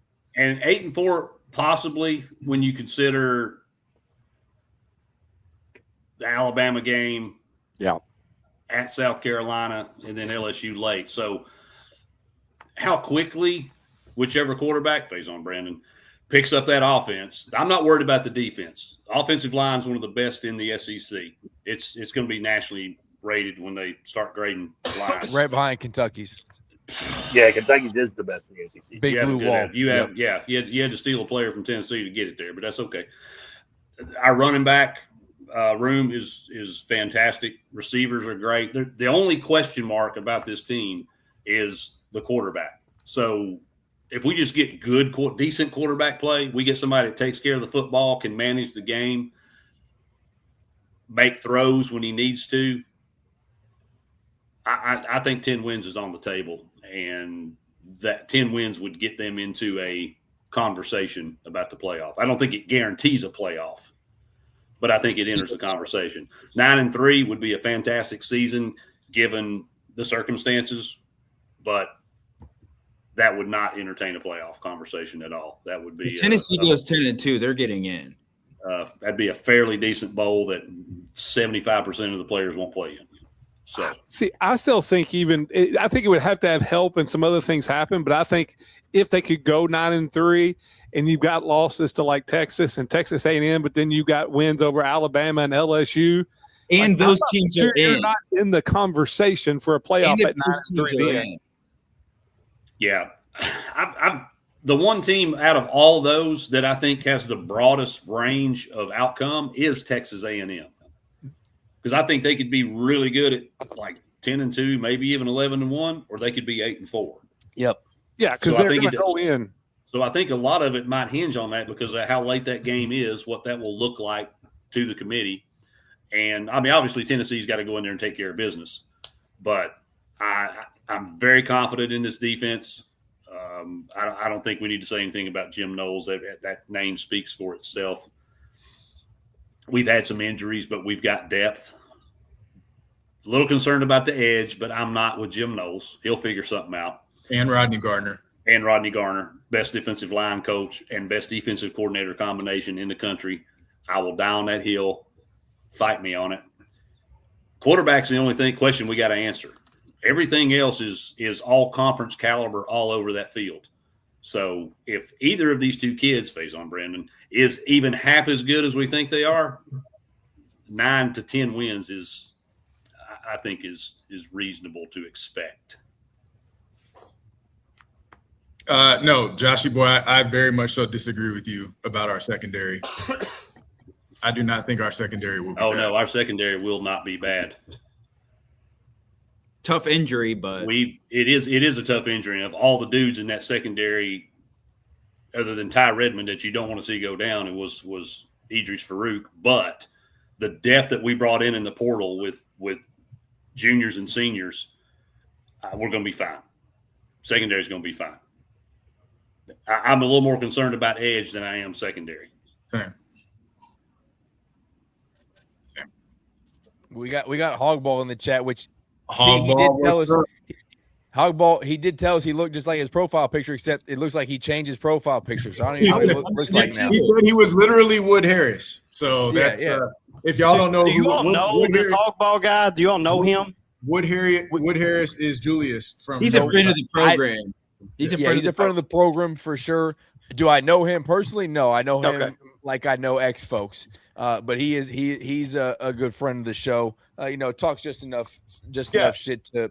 He looks like he's just dying for attention, like every other Arkansas idiot. Yeah, I mean Arkansas is so tough. I mean, Notre Dame went in there and hung like 66 on them last year, or whatever it was. I mean, it's just and he still believes Cal has it. So he's gonna be disappointed. Really? He does. Arkansas fans are that delusional. Yeah. I just thought it was Kentucky fans. That's the thing. When you bring Cal in, you sell your soul to the devil, baby. That's right. Hey, we got one though. We got one. I'm still waiting to get. Now let's get here. I'll make the show real sweet. Kentucky, Brando's got him going 12-0 and winning a national title. He thinks Stein's Signetti. Listen, I don't think anybody's Signetti. I don't think anybody.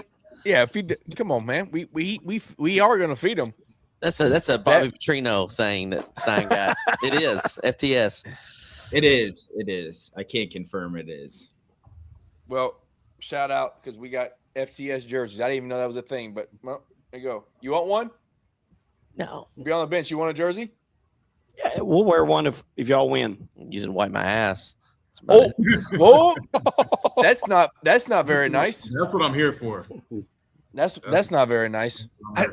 I think when you get to that last week 12 game, like if Louisville wins, Rando's got to come on beyond the bench and sing, the Louisville fight song. And if y'all got to come on their show and sing, we can put a bet together with the L's up. Yeah, by then. Rando's gonna have to sing the Louisville fight song and sing Rocky Top this year. Every year. No, I ain't singing Rocky Top. I ain't singing here, but I will. We'll put a bet together for sure. Yeah, for this we'll game. find something. Yeah, and I'll put some hard money on it if we want to. On the line? Yeah. Or straight up? No, like straight up. I don't care. I don't care what the bet is right now. We can do it now. We can do it later. I'll take it. If y'all, I'll take straight up Louisville, Kentucky. Whatever it is, 401ks or whatever it is. If we're not having to give points, then yes, count me in. Kyle's kids, liver, kidney. I don't give a shit. Okay, your daughter's in the WNBA. I mean, you already doing that future? I'll bet it. I'll bet it. Whatever it is. Whatever. So I'll.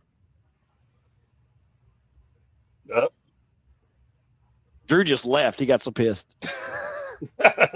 And I'm the only Kentucky guy left.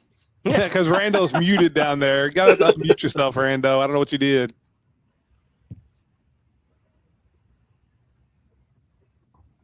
Am I back? There you go. Yeah, you're back. Your feet that does had hit the mute button. This high quality microphone that I spent a bunch of money on, it's getting sent back. It's the second time. We're done with it. Anyways, what I was saying is I will send Beyond the Bench $100 if Kentucky loses. Wow. Okay, deal. We'll do the same. We'll do the same. We'll do the same. Yeah. You boys. Do I get $100 for each of you? Are you that confident? I'm that confident. Yeah, I mean, if you want to add a damn zero to it, I'm okay. I'm not that confident. He's got more money than I do.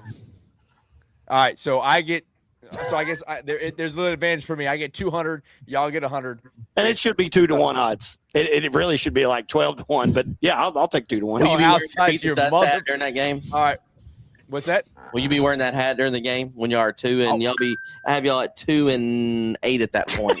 2-3 and he'll stop wearing that hat and start talking about basketball week 6. I will never stop wearing this hat. Hold on. Before we preview this, or before you all preview this, okay. You guys know him. You all know Rando obviously better than we do. You Tennessee guys. How is he at this point of the year when the Louisville game comes up? Is he just all gloom and doom and it's basketball season and who gives a shit? Is it always, because that's what every other fan is. He like that on his podcast? He's down and he's disappointed in the season, but he does get back up for Each He and does every get game. back up for the Louisville Okay, game. then I respect that. Yeah, he gets I up do, for the Rando. Louisville I like game. that.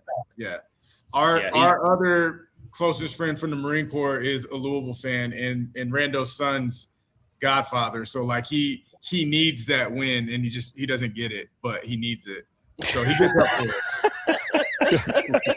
Yes. It is I amazing. do- Then I respect that. If he's showing back up, even though when times are rough, then let's get it. I That agree. makes it fun. It is absolutely amazing. Saturday evening in their post-game show, it's down in the dumps. Monday, still down in the dumps. By Wednesday, he's talked back. himself into beating Tennessee or beating Louisville, and it's all just a recurring Well, that makes cycle. it fun. That makes it fun. That's the delusional part. Oh, I always yeah. talk about. Yeah, his delusion Maybe. just lasts longer. Maybe, but sometimes the delusion ends up in Barryon Brown returning a kick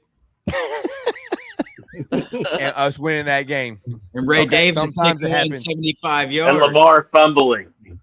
Yeah, and Lamar fumbling. Yeah, I Some was of the- there. some I of was the- there for that game. Hey, that's some of the greatest times of your lives. We get it. Now go yes, ahead. it is. Yes, it is. All right, so let's pull. We'll pull this up, and again, it says Big Blue Rando on there, but it's. We all are gonna pick our own because Drew is gonna be out here picking us to win like 4 or 5 games, which I can't stand. And he's right. No, he ain't right. Yeah, he is. We're not doing our own. All right. No, we're gonna do our own. I'm gonna pull. I got them. We're the only ones that did our homework, so I'm gonna send them to us right now. But we're gonna talk through it right now, or talk through the whole schedule before I reveal them all, Oh, okay. All right. and then we can post them. But all right, so the first game of the season against Youngstown. Be careful. They're still got a lot of hype right now. Stein will be in the Ring of Honor after that game. They'll put him up on the ring. We're back. Feed the freaking studs. Listen, Vic said the same thing about Toledo last year. Was like, I don't know. Toledo's been a really good team. I'm joking. Toledo I'm covered just that game. Youngstown shit. I don't know what they got. Toledo covered. They did kind of keep it close. They though. probably They did did cover. They did No, cover. probably did cover. Yeah, I that bet wants it. some money. I bet them to cover. They covered. All right, so I'll go first. Kentucky wins September 5th. Yes. Easy W. I agree. I think it'll be a sloppy, slow start. So I think Will Stein will be Oh, trying to shut do up, too much. Drew. Look, I'm being honest. You want Here my comes- break? So stop Here it. comes Drew Stop being talking honest. truth. Yeah, a rough, slow start. All right, Coach Ryan, go.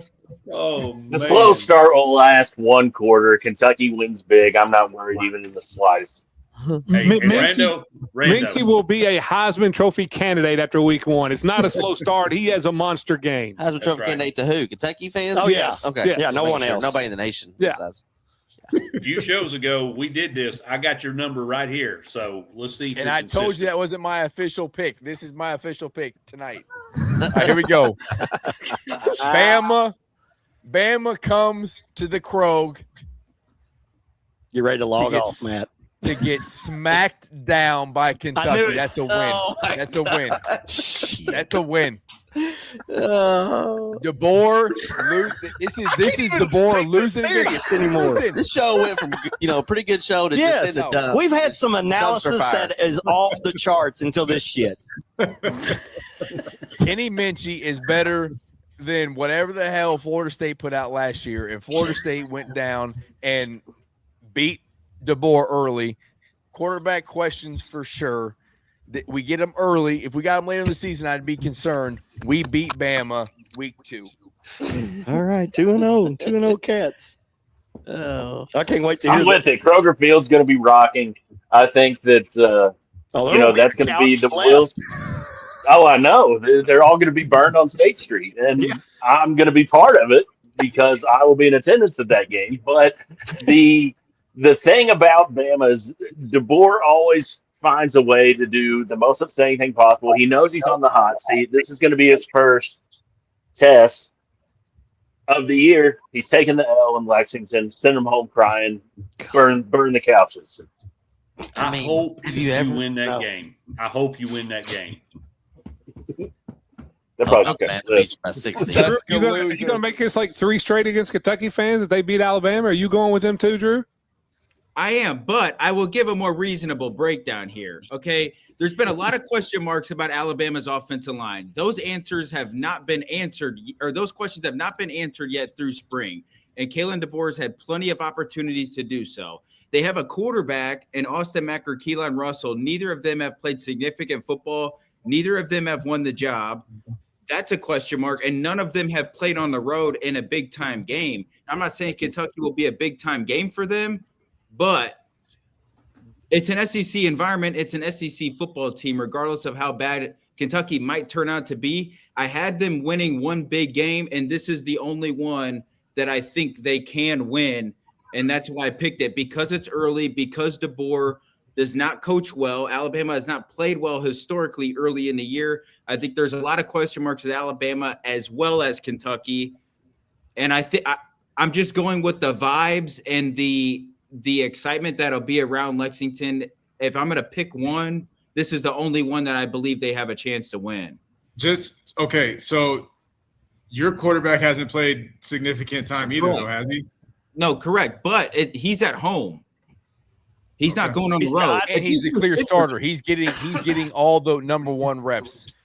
Yeah, Andy's not in a competition. I'm confused. Was that in Coach Evans, he's from Notre Dame, right? Their guy? Yeah, the kid can flat play. He's from Tennessee, where he went to high school at. The kid is really good. I talked to I was up at Notre Dame not too long ago. Everybody at Notre Dame spoke tremendously high of him. They always do. It's like when someone dies and they were an asshole. No one's asking Everybody talks good about no one asked you to say anything. Let Coach Vic talk.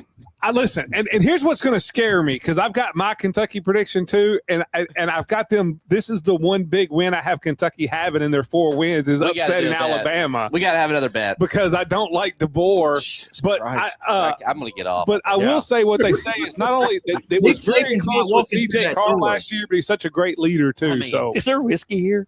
I just don't know. Nick Saban's not walking through that door. Well, somebody's had some. I can tell you that. I got it at me. Hey, hold on. I got them going 4-8. This is the one good win they have all year long. So, but this is it. This is what I'm talking about right here. This is why I can't take Kentucky fans serious in football ever. I'm the same way. I originally had it at 4 wins, and then I ended up flipping to 6 because I think there's a path to 6? When I factor in the rest of the schedule. We'll get into it, but keep going. Yeah. I do truly believe that Kentucky will win this football game, and I'll put my hand up if we lose by 30. And we just don't expect Alabama's going to be as good as they are. But if you ask anybody who covers the SEC religiously, there's a lot of question marks around Alabama this year. And until those questions are answered and we actually have a real assumption of what Alabama will be, that's fair. That analysis is certainly fair. Yeah. I just think there's, as much as there's a question mark on Alabama, I think the bigger question mark is what is Kentucky and who is Kentucky. Well, I'll just say this: if this was going on the road, you finna learn. You finna learn today. I can't wait. We're going to have a top 15 matchup with Texas A&M here in week 3. I can't wait to hear this. The game day game. Well, I'm just saying, if this game is going to Tuscaloosa, no way in hell am I picking Kentucky to win. The only reason I am is because of the new coach, the excitement, the energy, the vibes. Surely that can affect the game in some sort to help Kentucky get a win.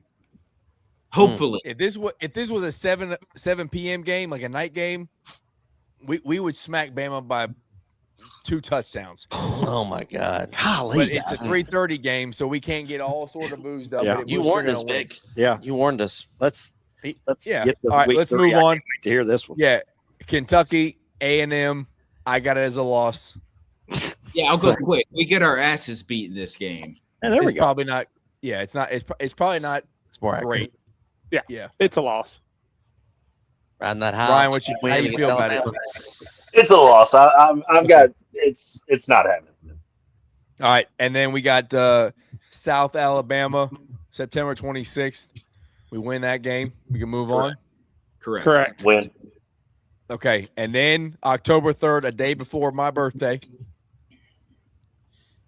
we go to South Carolina and face Baby Beamer. Mm-hmm. And we win that game. They're 3-1. UK fans are talking about college football playoffs. I just promise you that. Correct. We beat Baby Beamer there. I agree with that. I'm with you, Rando. I think we beat Baby Beamer there too. He's on the hot seat just like DeBoer is, and he had Mark Stoops' number. Absolutely owned Mark Stoops, but it's time for Will Stein to set the record straight, and I think that game right there is going to really be what gets BBN. They're already bought in to Will Stein, but what really sends them over to know that he can win big games, because that one's going to be on the road and probably a hostile environment because they play that same song over and over again. But I think Cats win there. If you guys beat Bama and you guys beat South Carolina at South Carolina, you guys are hosting game day on LSU on the next week. You realize that, right? Well, we're not beating South Carolina. I don't think we're beating South Carolina either. I got that as a win, and I hate Kentucky. Hold on, Vic. Don't say we. Don't say we like you're a Kentucky fan. All right. Don't say we like you're one of us. He gave up that card. Yeah, he did. Because I'm not delusional. Right, like I'm like an honest, I'm more like Drew. I can look at it rationally. You picked them to beat Alabama. That's delusional. Yeah, right, I did. But then I got to lose in like 7 of the last 8 games. I don't know what you want. I think they'll beat South Carolina. I don't think so. All right, can I go? Yeah. All right. I think South Carolina to me is one of the more interesting teams in the SEC. I think there's a real chance they could win 9 games. I think there's a chance they could win 3 games and Beamer's gone. It's an even year, which means Beamer's due to have a great year if you look at him historically and how he does this every other flip-flop thing. Last year, their offensive line sucked. They fixed that. Their offensive line should be really good this year. Kendall Briles, new offensive coordinator. He did a great job with Josh Hoover at TCU. I think he does a great job with Lenore Sellers. I think Sellers is going to have a really good year in terms of what he can be as an athletic quarterback. To me, South Carolina is in the conversation for the 3. If you're talking about the top 3 players on each team, South Carolina is in that discussion. Lenore Sellers, Dylan Stewart, and Nick Harbor. Those 3 are elite level football players. And those guys didn't go anywhere. And I think on top of that as well, like you said, Coach Ryan, obviously it was Mark Stoops, but Shane Beamer owns Kentucky. And this game's either going to be an afternoon game or a night game. Going to that stadium at that time, I don't see it happening. Kentucky loses this game. BBN's going to kick Drew out because he's rational. I'm just telling you. They might. That's right, Drew. We got a spot for you over here. He's right, though. South Carolina, I think South Carolina wins this game pretty handily down at Bryce. Pretty handily. The words you choose to use is they make me upset.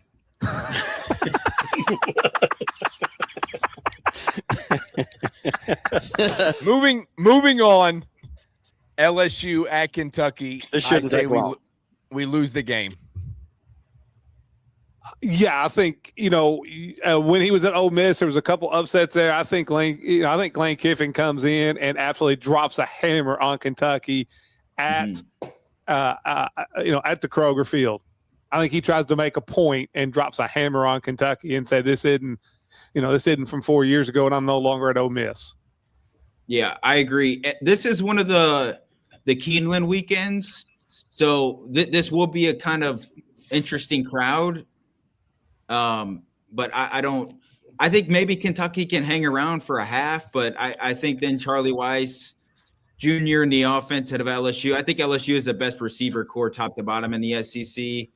If they can figure out how to run the football better, I mean, this LSU team is loaded. It's just a matter of can Lane Kiffin do it in 1 year? LSU wins this game. They're going to get smashed by LSU. I'm not going to kid myself into thinking they're going to win that game, but I do think around this time is when you're going to start having Lane Kiffin's going to do something stupid by week 6.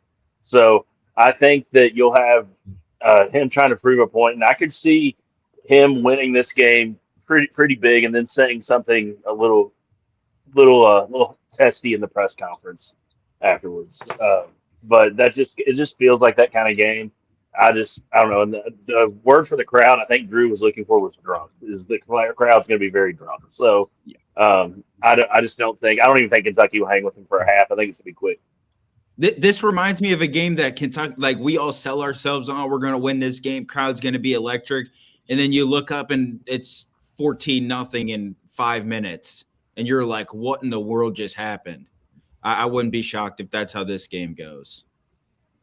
He'll come out and bust some trick play, and that'll be the first time UK fans are like, well, I don't know about Will Stein, but that's going to be the first time it happens. Yeah. Yep. I agree. The unfortunate thing is that, like, the LSU game, if it goes the way I think it's going to and we beat South Carolina, like, Krog is going to be sold out. There's going to be expectations to beat LSU. Like, we're going to be very excited that it's going to be possible, and I don't think it is. That being said, if we go to South Carolina and win, and then LSU, and if we do win that game at home, Vic, you are correct. College football playoff, I will be coming on whatever show you let me to come on talking about Big Ball Stein. Okay, Yeah, I don't think be we on can the bench. no, yes, it will. I will figure out a way. Anyway, so, Yeah. I mean, yeah. You got a call-in number. I will disguise myself. Yeah, I will pretend like I'm a Screen all liberal white calls. woman. Make sure and we screen it I will all jump calls. on there. All right. But yeah, unfortunately, I don't think we win that game. All right, October 17th, Kentucky goes to Boomer Sooner. That's a loss. Mhm. Oklahoma's good. We lose that game. Yeah. We'll dive in more to my thoughts on Oklahoma on Thursday when we do the Notre Dame SEC breakdown on dropping the hammer. But this is one where, like, I think we actually get our asses kicked, like, top to bottom. Like, defensively, we don't move the football on offense. Defensively, they're smoking us out. This might be like the first 20 to 30 point loss we have, in my opinion. It's going to be. This is the one. To me, this is the one where we're all questioning, like, what is this Will Stein offense? This isn't what we wanted. We signed up for. Like, this is the one that I have circled as the one where those conversations start coming out. So I think Coach Ryan's got a contrarian view on this game. I am going to be the contrarian. I think Kentucky wins it. And it's because, I mean, the vibes are feeling that way. But honestly, I think you're going to get – and here's a really specific reason why. And I think that Will Stein's going to be pissed off after the LSU ass beating he's about to take. And then when you go into Oklahoma, what does Oklahoma have that Will Stein really wants right now? Seneca driver. That's right. They have Seneca driver. So Seneca driver, I've heard from a source, and I know you hate when I do the source thing, but trust me, this one's an actual, like, I'll tell you who it is a little bit later. But all right, Seneca's going to be at this game, And he's watching. And I think Big Balls Billy's going to want to prove a point here. I think Kentucky wins it. I think it's close, but I think Kentucky wins. You know, Selma Hayek can come watch me play one-on-one versus Michael Jordan, but that don't mean I'm going to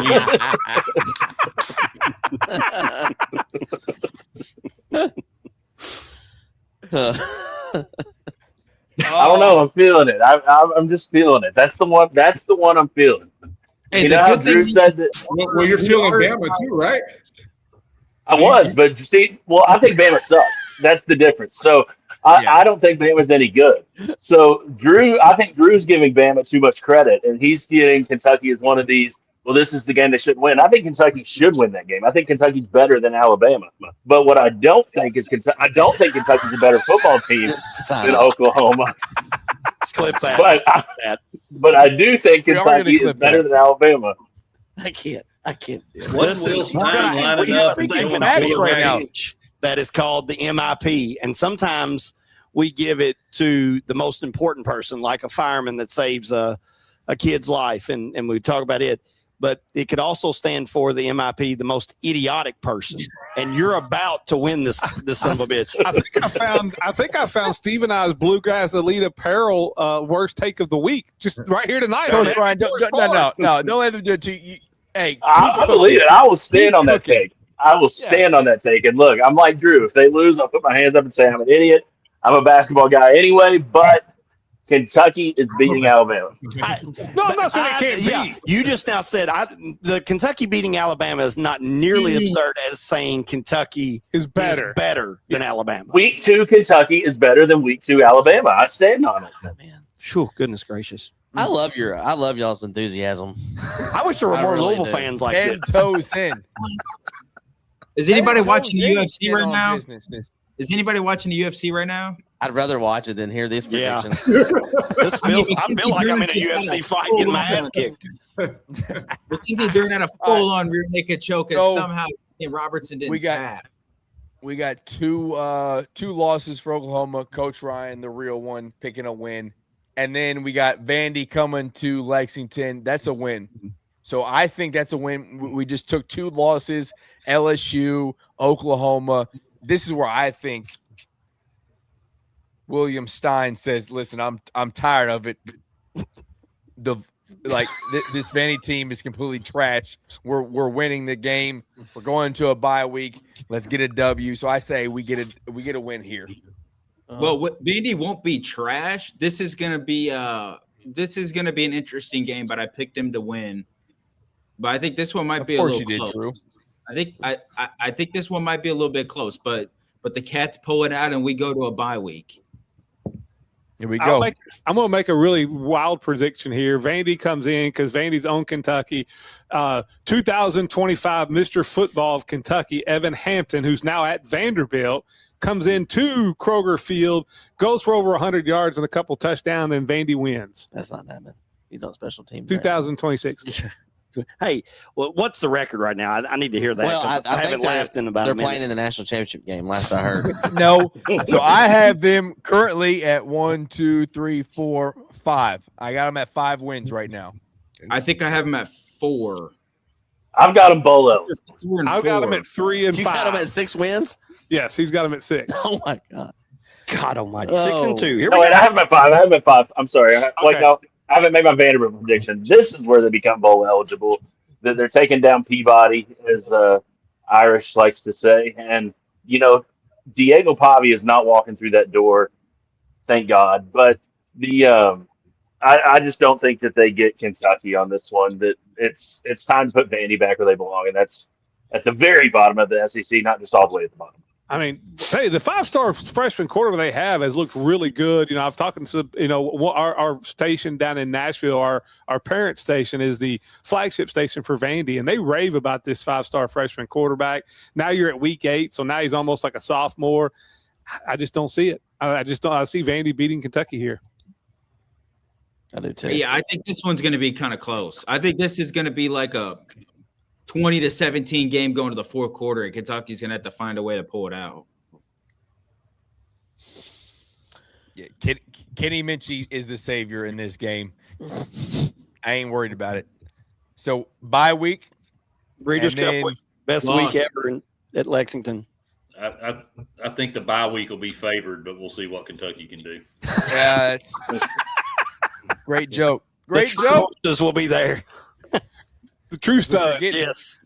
That's what you're getting from dropping the hammer. Coming soon to 102.7 The Game. All right, Rando, let it fly. Kentucky goes Let's hear it. goes to Knoxville Gets their and ass probably kicked. Yes. and probably the dark mode game, and unfortunately What a waste. lose it. I know, really. It is. Loses. Shame we can't. I'll give it. I'll jump in. I'll give it a loss as well. Kentucky's not winning that game. I will never pick Kentucky to beat Tennessee in the sport of football because I think I've only seen it twice if you count the COVID year in my lifetime. So it's just I'm never going to. I know who daddy is in football, and that is the Tennessee Volunteers. Yeah. Yeah, lost. Not happening until proven otherwise. Which That may is be never. unfortunately correct in football, but wait till basketball season. But You might not want to wait till March. I'll tell you that. Yeah. You well, better get it. it wasn't February. March. Better get it while Get it in you're in February. the regular season. Yeah. Congratulations. You still got to Yeah. the Elite Eight. Yep, and ended And- your tournament before ours. You can't spell Elite Eight right now. I don't want to hear it. We're getting there this year. You buying And tickets? Next. Yeah, I'll buy some tickets. Where is That's it? the only way you're going to get there if you No. buy tickets. No, Kentucky's getting there. So, Rando, if Pope does not make the Elite Eight this year, do you officially put him on the hot seat, like really, really hot Yes. seat? Okay. Yes. Correct. Yes. Okay. Yeah. Okay. Yeah, if he doesn't do Elite Eight or better, I think winning an SEC title could save him, even if he doesn't get to Elite Eight. But that's because it's a big showing in Nashville, winning that. But yeah, new AD coming in like in Nashville this decade, like in the SEC tournament this decade. I mean, we're about ready to have the worst decade in the history of UK basketball. you horrendous. watched last year. We had to start on Wednesday, unfortunately, but we won 2 games. Don't act like you didn't see it. Louisville, you see they're doing it, right? They already had to move on the hoop. They had to give up on the gridiron. All right. No. We ain't moved on yet. They had to move on the hoop. But we lose to Tennessee. But Florida comes to town, and the former Kentucky Wildcat, who we all love, Summerall, gets his ass whooped by Will Stein. And we win that game. It's a night game. Krog is going to be absolutely lit. We win that game. I think Kentucky wins this one because I don't know. I'm not the biggest fan of Florida's potential quarterbacks. Now, obviously, we got to see them play, and if they're impressive, then I would change my prediction. But I mean, their receiving room's loaded. Obviously they got Jaden Ball, but year one for Coach Summerall, like how does that look? Brad White coming back. This is one of the biggest question mark games because I got to see Kentucky's offense first before I can like pick some of these games. If we're getting what I think a Will Stein offense might look like, my predictions would be a little bit different. And this is one that I think if we get the typical Will Stein offense, I think Kentucky will win this game at a decent margin because I've seen Brad White coach defense. And if you're explosive and you're spread them out and you're able to hit some, explosive plays down the sideline and open up and have some one-on-ones, then your offense is going to have success. So I'll pick a win, but I got to see Kentucky's offense first, and I need to see Florida's quarterback play first. I think Summerall's going to come into the game too emotional. That I think he was pretty forthright in saying that he wanted the Kentucky job, and he never got that call from my understanding that it went directly to Stein, and Stein pretty quickly accepted. So I think Summerall is going to come in, and I think that he's going to get Florida back to a better place than Florida has been, but I don't think it's going to be this year. And I don't think coming in, and let's not forget in Lexington, November 14th, there's a chance that the weather's not the warmest in the world. So, you're going to be coming from Gainesville, Florida, which is basically a greenhouse, to somewhere that's pretty cold. So if Florida hasn't performed well in the past year, I think Kentucky's beating Florida. My question is, at this point, I've got Kentucky at 3-6. Now I kind of have them winning this game to go 4-6. But my question is, if Kentucky is really 3-6, how much pressure is on Stein with Summerall coming in when he was chosen over Summerall, who everybody knows wanted the job? A lot of Big Blue Nation fans wanted Summerall, thought that was going to be the guy kind of hands down. How much pressure is on Stein in this game, and how does he handle it? I think it's a big question. I don't think any, because at least for me, I don't blame him for rather having the Florida job than the Kentucky job anyways, even if he's an alumni guy. I know I would, even as a big Kentucky fan, if Florida offered me the head football job and Kentucky offered me the head football job, I'd be going to Florida. Yeah, So, I don't think More expectations at Florida, though. I think the pressure would be put on Stein by UK fans. Like, we're sitting there 3-6. No, I think so. But Summerall didn't get offered that. Like it was Stein and it was Hartline. Like if you believe what we were told, it was Will Stein and it was Brian Hartline. Summerall already took the Florida job. No, Summerall was we all knew Stoops was gone. The LLC made that thing a possibility, and Summerall was waiting for the call. I know, Coach Ryan. We know that Summerall was waiting for the call, and it never came. Now, if that was he was waiting for the call, he didn't. Nothing even came to gauge interest. Nothing came. the day that Summerall got hired at Florida was I think that night was the night that we fired Mark Stoops. Why do you think that was? Well, Summerall was already gone. Why do you think Summerall took that job and Stoops was gone? If you thought he was going to be the real hire, you think he would have taken the Florida job?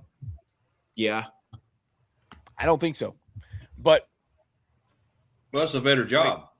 Yeah, by a lot. Your expectations are also a lot higher, and I know he's got that head coaching experience from. But let's face it, Tulane is not going into Neyland at night and playing a rivalry game against Tennessee, or Tulane's not, expecting to compete for SEC and even national titles.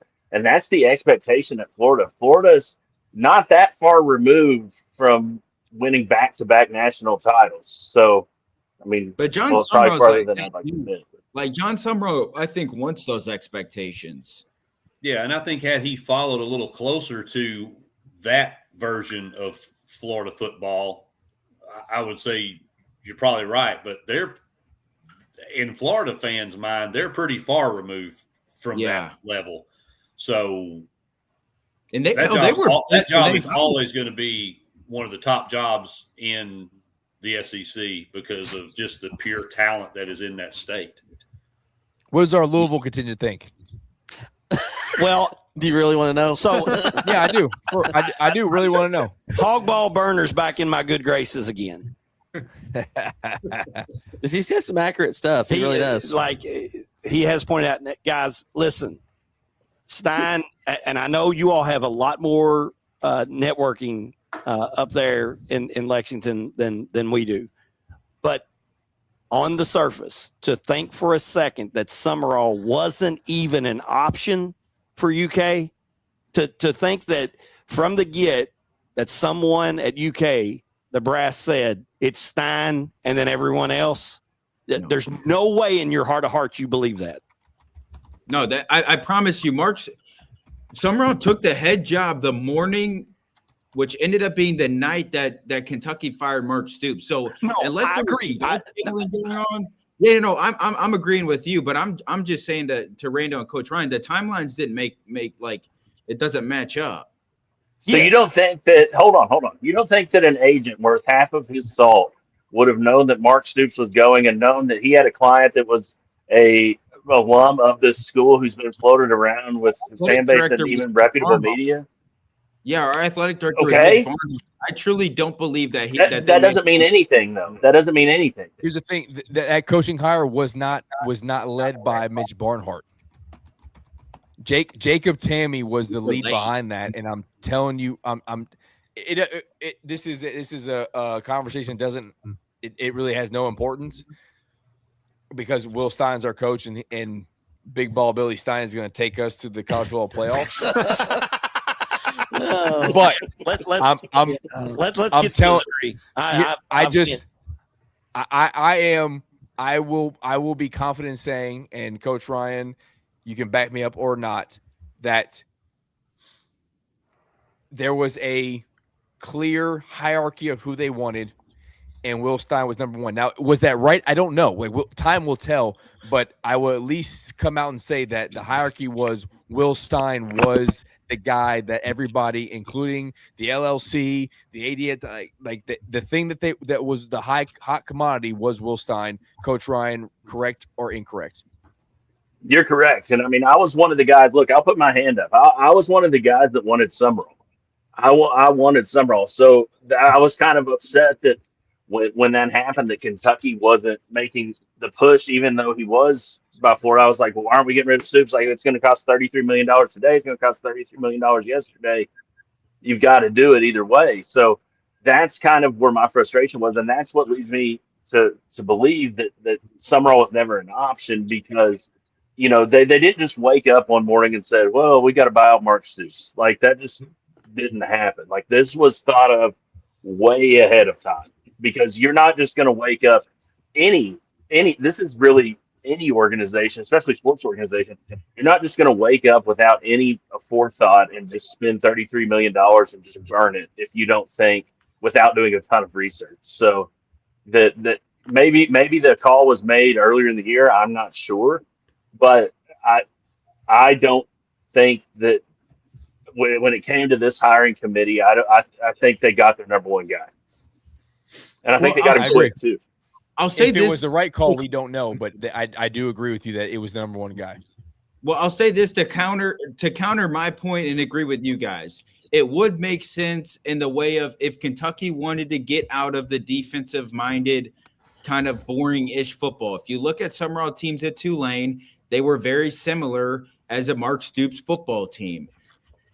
Maybe that was Kentucky's approach to it. We're going to get away from the defensive-minded guy. We know he's an alma mater guy. He's done a great job, but we want to get a young offensive-minded head coach.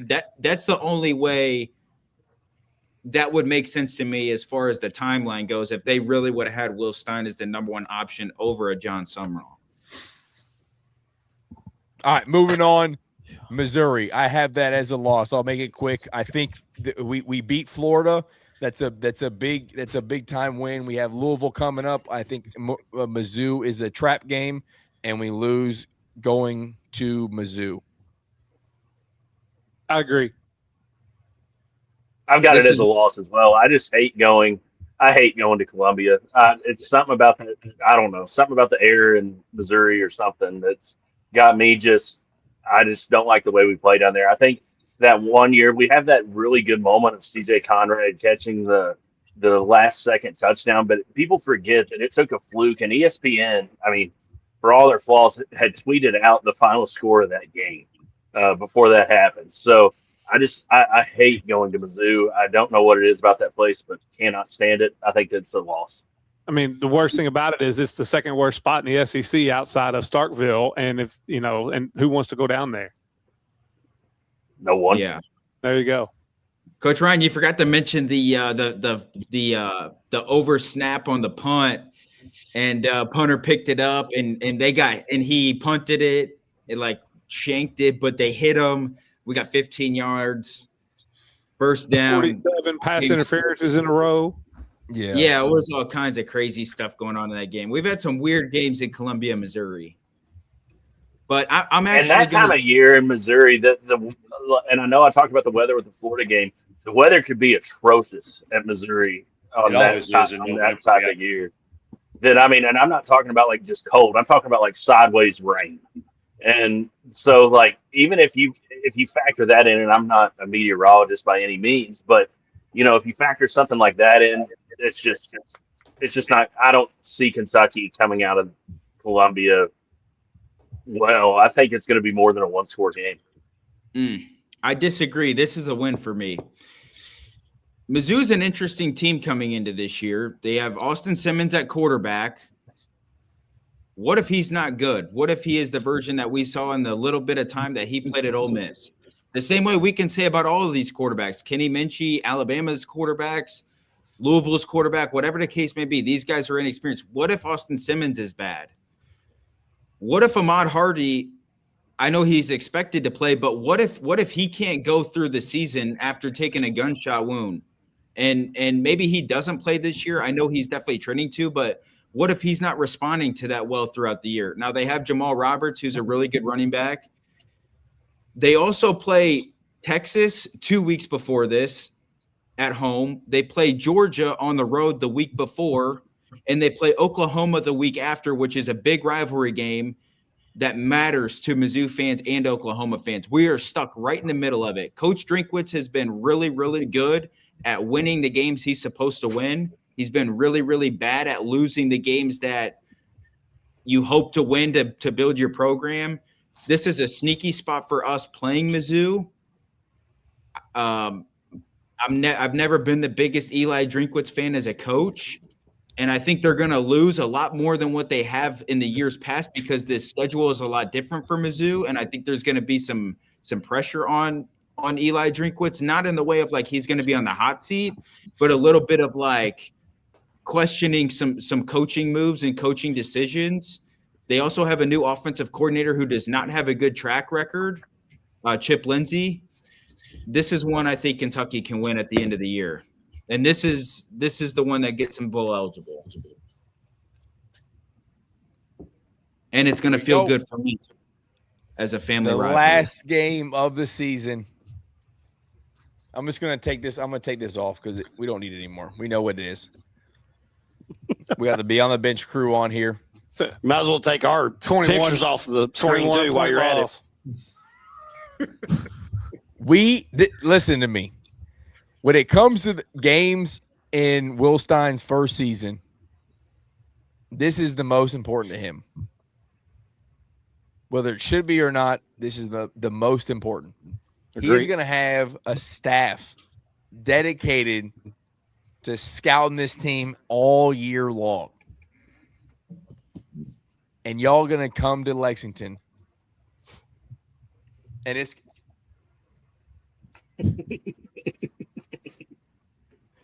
smacking that ass. I'm telling you right now. Oh, my goodness. It's going to be embarrassing. Okay? I'm talking about Mark Pope's going to throw up the ball, and Will Stein's going to just throw we're winning this ball game. And I'll make it $200. Oh, wow. I told you. I got to wait for Rando. He'll go off the deep end. Here we go. Coach Ryan, I'm going to go to you first because I know what Drew's getting ready to say, and I don't want to hear it. So, Coach Ryan, tell me why I am right and we're beating Louisville. You're 100% right. He's going to have he's probably already scouting Louisville right now. And one other thing that was taken not into account, you have Vince Marrow coming back to Kroger Field. And let me tell you, after a lot of Thanksgiving and a lot of people are going to be tired of their families, there's going to be a lot of bourbon consumed in that parking lot. And there's going to be a lot of obscenities hurled towards that team. I might take part of it. I'm not saying they're going to be offensive, but they're not probably. But I will curse them out. But I just don't see it happening for Louisville. You know, that at this time, Louisville fans have talked themselves into going to the college football playoffs. At this time, they're going to win the national championship, or they're probably already making excuses as to why the ACC is not getting the respect that they should get. And I mean, we've all heard it, we've all read it on Twitter, and it's going to happen again. History repeats itself. And when it comes to that game, I'm going to have to remember to wear jeans so I can take my belt off when we give them belt to ass, because that's what's going to happen inside Kroger Field. Man. Wow. Louisville wins this one by 21. Kentucky finishes the year 4-8. 21? Yeah. Here's what I am willing to. I'm going to guarantee on this show, and this is dangerous. I don't know how it happens. The over under is 4.5 wins. We hit the over this year. We get 5 wins guaranteed. I bet I put you on 5. I'm the only one here. Look, and I'll make sure I prove it. 5-7. 5-7. Yeah. I've got them 4-8. Brad's got them 5-7, and Matt has them 3-9. Yeah. That's just the hatred from Matt. No, that's just legit. Ceiling of 6-6. But you said we can get to 6-6. You could. That's your ceiling. He's got your floor at 2-10. The ceiling for Kentucky at 6-6. Well, see, I did mine based off the ceiling as well. If we're going on floor, I'm probably going to say 5-7. I tried to do mine in the middle. I think the ceiling would be like 7-5, but that would have to be like some injuries coming out of nowhere, which obviously you can never prepare for. And hell, I would say the floor would probably be, I'll give it 3-9. I think at worst Kentucky can at least pull out one conference game. So I tried to stay in the middle and go with my prediction as 6-6. So Rando, what do you have Kentucky? Your prediction? How many wins do they get total? 7-5. 7-5. 17. Somehow 17. 7-5. 7-5. Okay. Drew, what you got? 6-6. And Coach Ryan. 8-4 if I'm sticking to it. Oh my God! Wow. I feel sorry for y'all. Hammer, what do you have Kentucky's record being? 4. I have them winning 4 games, and I tell you which 4 it's going to be. They will beat He agrees on Florida. Youngstown. They will beat South Alabama. They will beat Peabody, Mhm. and they will barely beat Florida. Okay. I'm worried. I got 4-8 too, like Hammer. How about you, T? What do you have? That's where I am too. 4-8. I think Perfect. Indy, Florida, Missouri, those three, I think they pull two of them out. I don't feel as good about them beating Florida or Mizzou though. Those running backs, man, like I don't have you beating I don't see them Missouri. winning that game. I think Missouri's a loss. Tennessee game, y'all be burning your feed the studs hats, and you'll be either talking about basketball or talking about a new coach. One of the two. They'll get mad at us and they'll start saying, but they have Final Fours and stuff. So, Yeah. You know. Oh yeah, that's where That's the that's where it go-to. always goes. Or to. if we were in the ACC, we'd have a better record. That's a good one too. Oh yeah, put us in the ACC, we'd be 8-1 right now. I mean, that is true. No, it's not. I was about to say the ACC is pretty weak. But we would, Autoplay. but we would be a hell of a lot better. That's for sure. Yeah, it would be easier to get there. The 8-4 is the fan talking in me. Like that's what it is. I want it to work for Will Stein. Realistically, I'm probably closer to Drew. If I were to like be official, I'm probably like 6-6. But the fan talking to in me is 8-4. By the way, fellas, I They'll did put pick Stein Louisville on the Ring of Honor. 8-4 is National Coach of the Year type shit. Yes. 7. I think even with this schedule, I mean, what is it? It's a top 5 straight schedule right now, is what they're saying. I know we just He has the 11th hardest schedule. okay. But we were talking about what preseason rankings mean and what they don't mean. So, but Strength of schedule means literally zero. Well, you're already better than Alabama, so I'm sure they hurt your scheduling. Oh, I think it The does. strength of scheduling 100. probably got hurt. Yeah. For Yeah. sure. Yeah, I mean, you're probably right for sure because we're about to smack them too. Yeah. Not that anybody cares, but I've got Louisville 9-3 and losing to Miami in the conference championship game. It's realistic. That's realistic. That's where I have. I think whoever wins the SMU Louisville game will face Miami, and I have picked you guys beating. That's SMU. the one. I completely agree with Where's that. your other loss coming from? Hang on.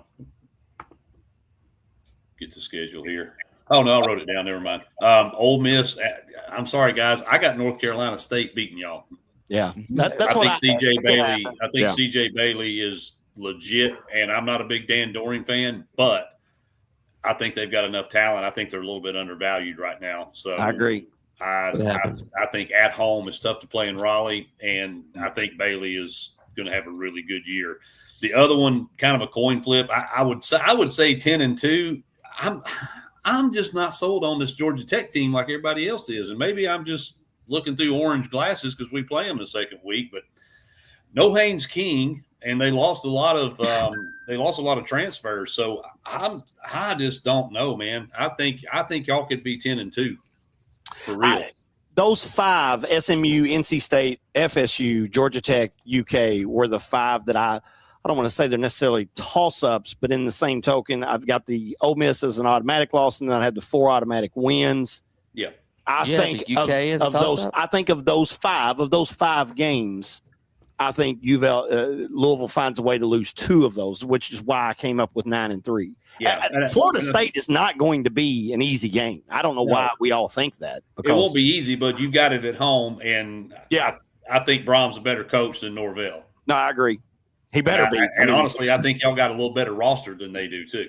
Yeah. Yes. Yeah. I just don't see any of those others. I know you guys look at them, man, that could be a trap. I just don't see it. I think 10-2 is legit in the mix. Yeah, it's a bad schedule. I mean, if you can't get 9-3, 10-2 out of it, I'm telling you, the Syracuse game worries me. Yeah. I don't know why. Coming off a win, it just doesn't. Former Notre Dame quarterback. That's why. But if we can beat Syracuse, we don't deserve shit anyway. So there it is. Well, I agree with that. But I think you've got a really high floor, though. Your line set at 7.5. That's free money. Bet that now. Yeah, I agree. I took a few. It's bumped up. A lot of it's bumped up to 8.5. 8.5 now. Yeah, I just sat here on the show. Bet y'all over 9.5 at plus 300. So yeah, I legit think you could win 10 games with this schedule. And that's a great type of experience you'll get when you listen to Dropping the Hammer on 102.7 The Game. You'll get him. You'll get reasonable expectations and analysis, and then you get the delusional on Rando. Will you side. get Rando on And Sunday, then you'll get me Saturday? telling you that you should ladder Kentucky up to 7.5 because who knows might happen. Who knows might happen. And if you, So what? I'm with you, Rando. I'm with you. 4.5. 4.5.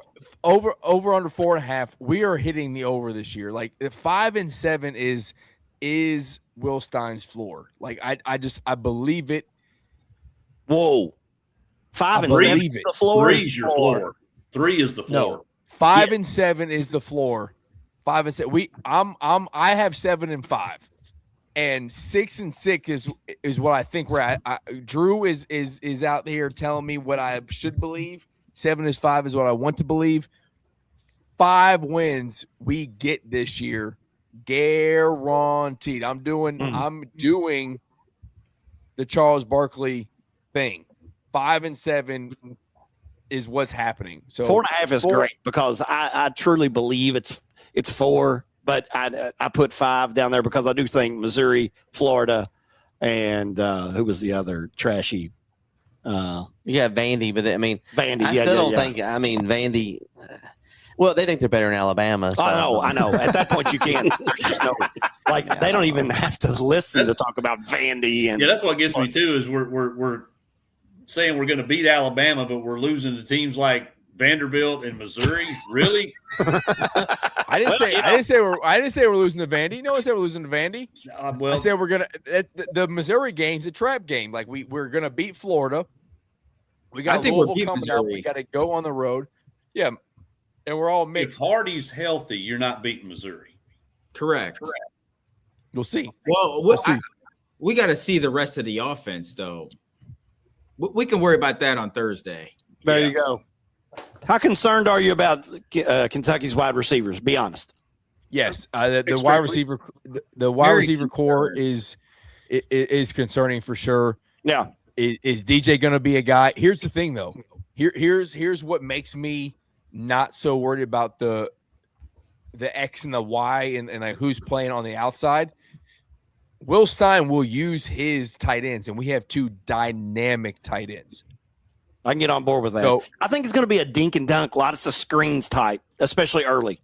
The problem is, though, is the running backs. We don't really know what we have as far as running backs go. And if Baxter goes down, like we might be effed because Javonte Barnes has not been practicing. He's been out for really the whole fall, it seems like. Jason Patterson's a really good young back who I think can be really good, but we haven't seen him play, so I'm not going to bet on that. And after that, like we got a safety back there, Martellus Carter, who's a really good athlete, but he's a safety that they've moved to running back. That's concerning to me. And the receivers, I think the top 3 are pretty good. Outside of that, it's a lot of like young talent that have done nothing. And so, yeah, surely there's pieces in there, but it's what I keep saying. Like, I got to go see this thing first. I got to see it for a week to kind of get an assumption. And then I'll really figure out if I really think they can beat Alabama. And then after that Alabama game, we'll really kind of know what this team's going to be throughout the rest of the year. Like, how good is Minchie? What's Will Stein really like as a coach? What's Jay Bateman's defense looks like? Like that's something I'm curious to see because I don't know if we really have the horses on the defensive end to play this like ultra aggressive flying around defense. We got some good pieces, but in terms of total defense, like if we're trying to play man and like a pressure man defense against Texas A&M, like they're going to score 50 on us. If we're going to do that against Tennessee, they're going to score 80. With some of the talent we have. So there's just a lot of question marks that need to be answered. And I guess we'll find out what happens. Well, not just that, too. It's also an overall lack of depth. And if you're going to play in this, Rando saying that the SEC is like playing in the NFL, it's so tough. It's like playing in the NFL.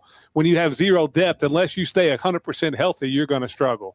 And that's the problem with the first-year coaches. Lane Kiffin, as good as they're going to be, they don't have a lot of depth that you would expect either. Depth is built by being at a school for a while and stacking recruiting classes, it's hard to build depth when you're bringing in 50 new players from the transfer portal. It's really tough. Signetti was able to do it because a lot of those guys came from James Madison, and then they were able to pluck some other guys. But it's really challenging to do. And obviously, certainly there's question marks around the team. Like we've all said, Will Stein has not coached one game in his life as a head football coach. So we got to see how that looks operation-wise, game planning-wise, timeouts-wise, all of that stuff. So there's just a lot of uncertainties, a lot of question marks around this football team. Think Stoops' game management in his first 3 or 4 years, because he was another guy that was only a coordinator. Think about that game management that what we saw with Stoops for 3 or 4 years. Actually, he never got it fixed. 10 years. It never fixed it. Yeah, he never figured it out. Yeah. I think the other thing you got to be concerned about, I know the starting 5 on the offensive line are good. There's not a lot of depth there, not a lot of experience behind that, a lot of freshmen. Yeah, I think they're comfortable with 7. But after that, we might be fucked. I think the same thing for linebackers. If I look at the defense, that looks like the area that I'm like, ooh, that could be some. Getting Alex Afari back is going to be big. Yeah, that's a lot of. I know you can't feel great about what that looks like, especially with Ty Bryant is probably all SEC this year. Elijah Ty Bryant Barnes is all probably SEC penciled in in, safety this right? year. He was last year, Rando, second team. So he needs to do that again. And he's going to be flying around the field. He's going to be everywhere. He's going to be playing everywhere. He's going to be blitzing from the safety. He's going to be everywhere. So he needs to have a big year. If he can have a big year, it certainly helps Kentucky's defense in every way possible, as well as the defensive front, because that is a strong suit of Kentucky's team. Oh, if I said Dan instead of Dave, I apologize. Yeah, you did. You did. I say Dan? I was like, just let him keep going. I'm sorry. I got sometimes my brain goes faster than my mouth, and I know that's probably hard to believe, but that's certainly never happens for UK me. fans. Yep. Josh, I didn't say Will Stein was Signetti. I'm saying it's hard to build a team in a year or two that has depth. There's no other Signetti. That's it. I mean, the unfortunately, all these new teams, Kentucky included, that have new head coaches, Signetti is like the baseline, but he's not the norm. Like that is not taking the worst. Yeah, taking the worst team in college football history, record-wise, and taking them to a national championship and winning and going undefeated. That's not normal. But oh god, changing a program around and making them relevant in the SEC again consistently, Will Stein is capable of doing that. So we'll see if I'm right or if I'm wrong. But I got before we get out of here, what can I do? So we got half a bottle of shout out Four Brothers. Get some. We've been killing some brown water here. What can I do to prove how I feel about this Kentucky team with y'all right now? We got $100 going, but I thought it was I'm 200. saying, are we changing? I thought it was 200. I thought he changed that to 200. Well, he's paying us 100. We're giving him 2. No, he said he was going to give 200. Yeah. You did? Yeah, he did. F it. Sure, I'll give you $200. I don't care. I mean, this is recorded, right? I hate to do that to him. Yeah, it is live right now. Don't hate. I don't want to. Don't bless your heart me right now. Okay, do not. He's got a little bit of that courage getting him right now too. It's starting to kick in. About half a bottle's worth. It looks like. I live in the courage. Hey, shout out Four Branches. Shout out. What I got to do to get over to the 5 wins is happening. We're getting over 4.5. Now let me ask. I don't understand the question. Let me ask them. What would their reaction be if Kentucky does beat Louisville this year? Oof, that's a great question. I think there'll be again. It goes back to what I'm saying about Louisville. It'll be like just another season of. I'm being honest. I don't see. I just don't see it. Brahms in his 4th year. Louisville's defense is so underrated But this just year. to just play along. Yeah, I Yeah. think Make it see it. Shit. Just act like I'm saying part of you, he can't be delusional. yeah. because I'm saying part of you would have to be like, well, shit, this might be. I mean, it probably won't be when you factor in all the years, but like I'm guessing, like Will Stein will have better teams probably than this one. He would be a first-year head coach. You would have to be thinking like, oh, well, he's now 1-0 over Brom, and with this team, obviously he played at Louisville. I'm sure part of you would have to be like, well, shit, that kind of sucks, and then thinking of the future as well. So like, what in your guys' mind?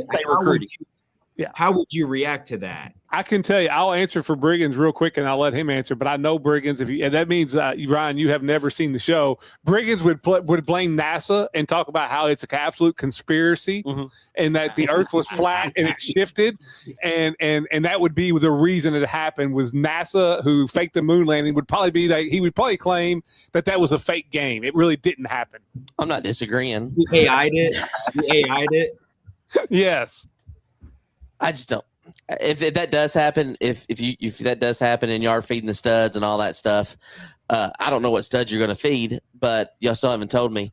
And they do beat Louisville, then I mean it's not looking good for Brom. It's just not, because he's probably got 7 wins in reality. But y'all are also better than Alabama, so I don't know. I'm so confused. If you're better than Alabama, hell, we maybe just be glad to be in the game. Yeah, I'm so confused right now. I got so many bets out there that said week 2 when they were trying to figure their junk out. We got it was the same way when we played Georgia early in Lexington. That remember when Carson Beck trying to figure his stuff out? Yeah. I was there actually at the UK Texas game. I was there and left. Oh my God! Don't talk about the UK. I was not at that game, but I was at the Georgia Kentucky game when that pick 6 that should have been upheld got overturned. And have y'all seen the article that have you seen what Will Stein said about his scrimmage today? I haven't read up on it. Something like the defense dominated the offense, I think. Well, said the offense was real sloppy, and this is what you're going to get with the Will Stein team. Well, he was out there showing the quarterbacks how to take a snap from center last week. So I mean, it can't be progressing too much. Goodness. I'm not entertaining this nonsense. I'll say it's not nonsense. It's facts. I'll Can say we pull the this. video? He was leading from the front. Telling him, "Hey." No, I think the quarterbacks were in front of the center instead of behind them. That's why he had to step in. They got that shit figured out this week, boys. They were doing the Florida drill. They were doing the Florida drill. Yeah. I'll post that for you later. Oh man. Well, guys, we're gonna have to get out of here. Thanks for letting these guys come on, and now you have to see what I have to deal with every week. I appreciate y'all hanging out. Hey, we got our 100th show coming on. We didn't figure it out.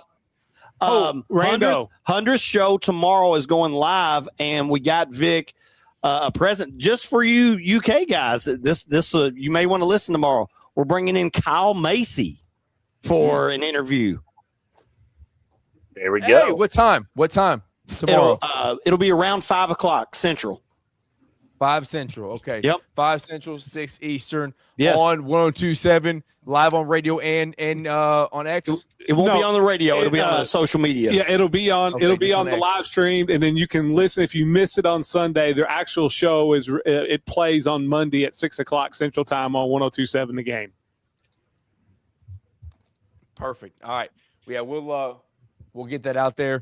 We'll repost it. We'll drop this clip there too before tomorrow. But we didn't get to the actual bet. The clarification might be on me, but we'll just finalize it now because I think if the Kentucky Louisville game does happen, that might be the 5th win, baby. Mm-hmm. We'll shake on it right now. Yes. 200 back and forth. Correct. That good? We're in. That's good. We're in. Shake. Neither one of you are shaking your head. Okay, there Yeah, we go. Boom. I'm putting my hand out. Yeah. Okay. All right. God, that's good money for me. I appreciate you. I really do. Yeah, it's Virginia. Living out here in Virginia it's more expensive than I thought. So Trying to help you I'm not out. gonna feel bad. Yeah, I'm not gonna feel bad about taking your money at all. Yeah, anything we can do to help you guys. Randall, Yeah, you better and hope I'll- I have a good week that week betting. Yeah.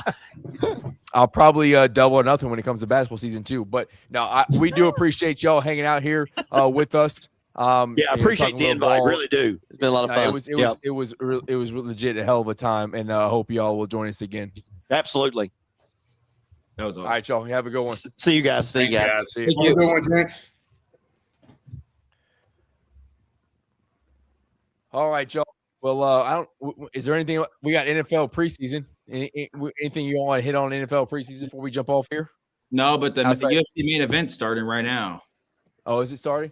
Yeah, Islam. He's about to get in the octagon. That might be a good time to jump off so everybody can do their thing. Yeah, the only thing I got is Joe Burrow. My thoughts of Cincinnati Bengals maybe sneaking up and doing something in their division. They better get an offensive line.